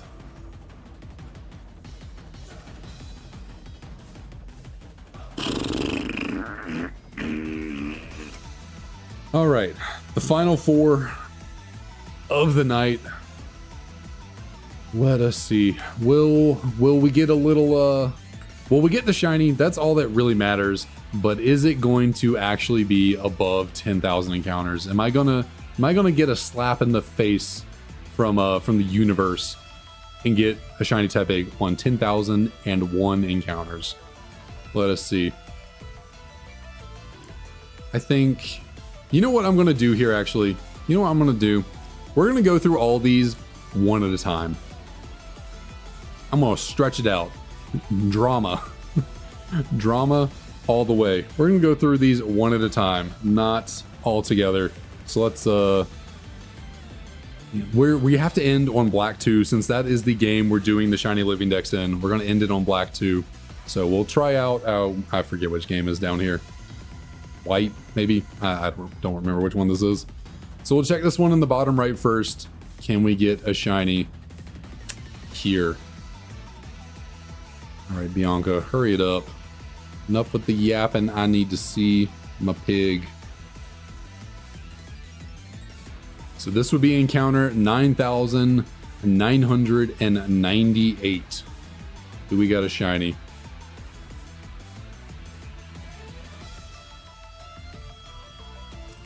That is a negative. How about over here? On the, I forget again. I cannot remember. I don't remember which one's black and white. Tepig number 9,999. Literally the last possible opportunity for us to get a shiny Tepig below 10,000 encounters. We can still get it on the dot, but number 9999. Can you shine? Out here dropping bars, like I gotta get a shiny for that one.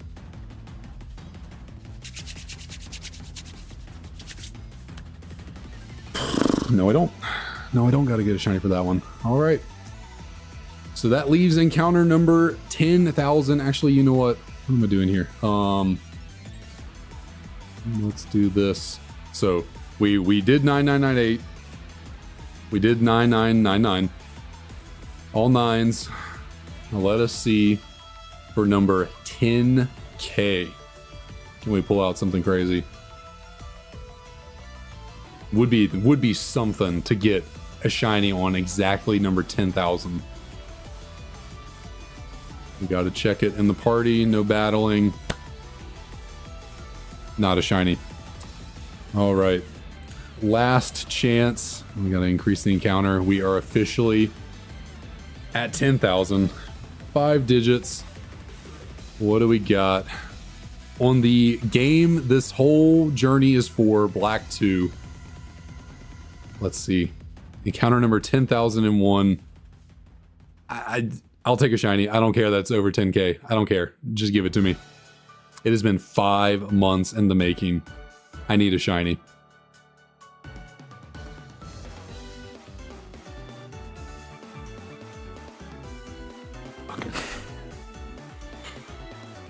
Okay, well, that'll do it. That'll do it. That is 10,001 Tepigs seen, and not a single one was shiny. What does that mean going forward? I don't know. I don't know. I have all weekend to decide. Like I said, might put this hunt on the back burner, come back to it a little bit later. Might step this down to like a secondary hunt and make another hunt the primary one. We'll see. Not sure yet. Not sure yet. But as always, super incredibly thankful to everyone who comes out and supports the stream, everyone who sits here and listens to me ramble about nonsense and Pokemon and sinuses and whatever I talk about. Always so appreciative of everyone being here. And I will be back on Friday looking for Arceus, Dialga, Palkia, Giratina. Maybe we can go crazy and still get a shiny in. You know, one of those. The odds are incredibly low. I mean, we got a freaking shiny yesterday. I don't see it happening again, but who knows? Who knows? Maybe lightning can strike twice, but I'll see y'all then.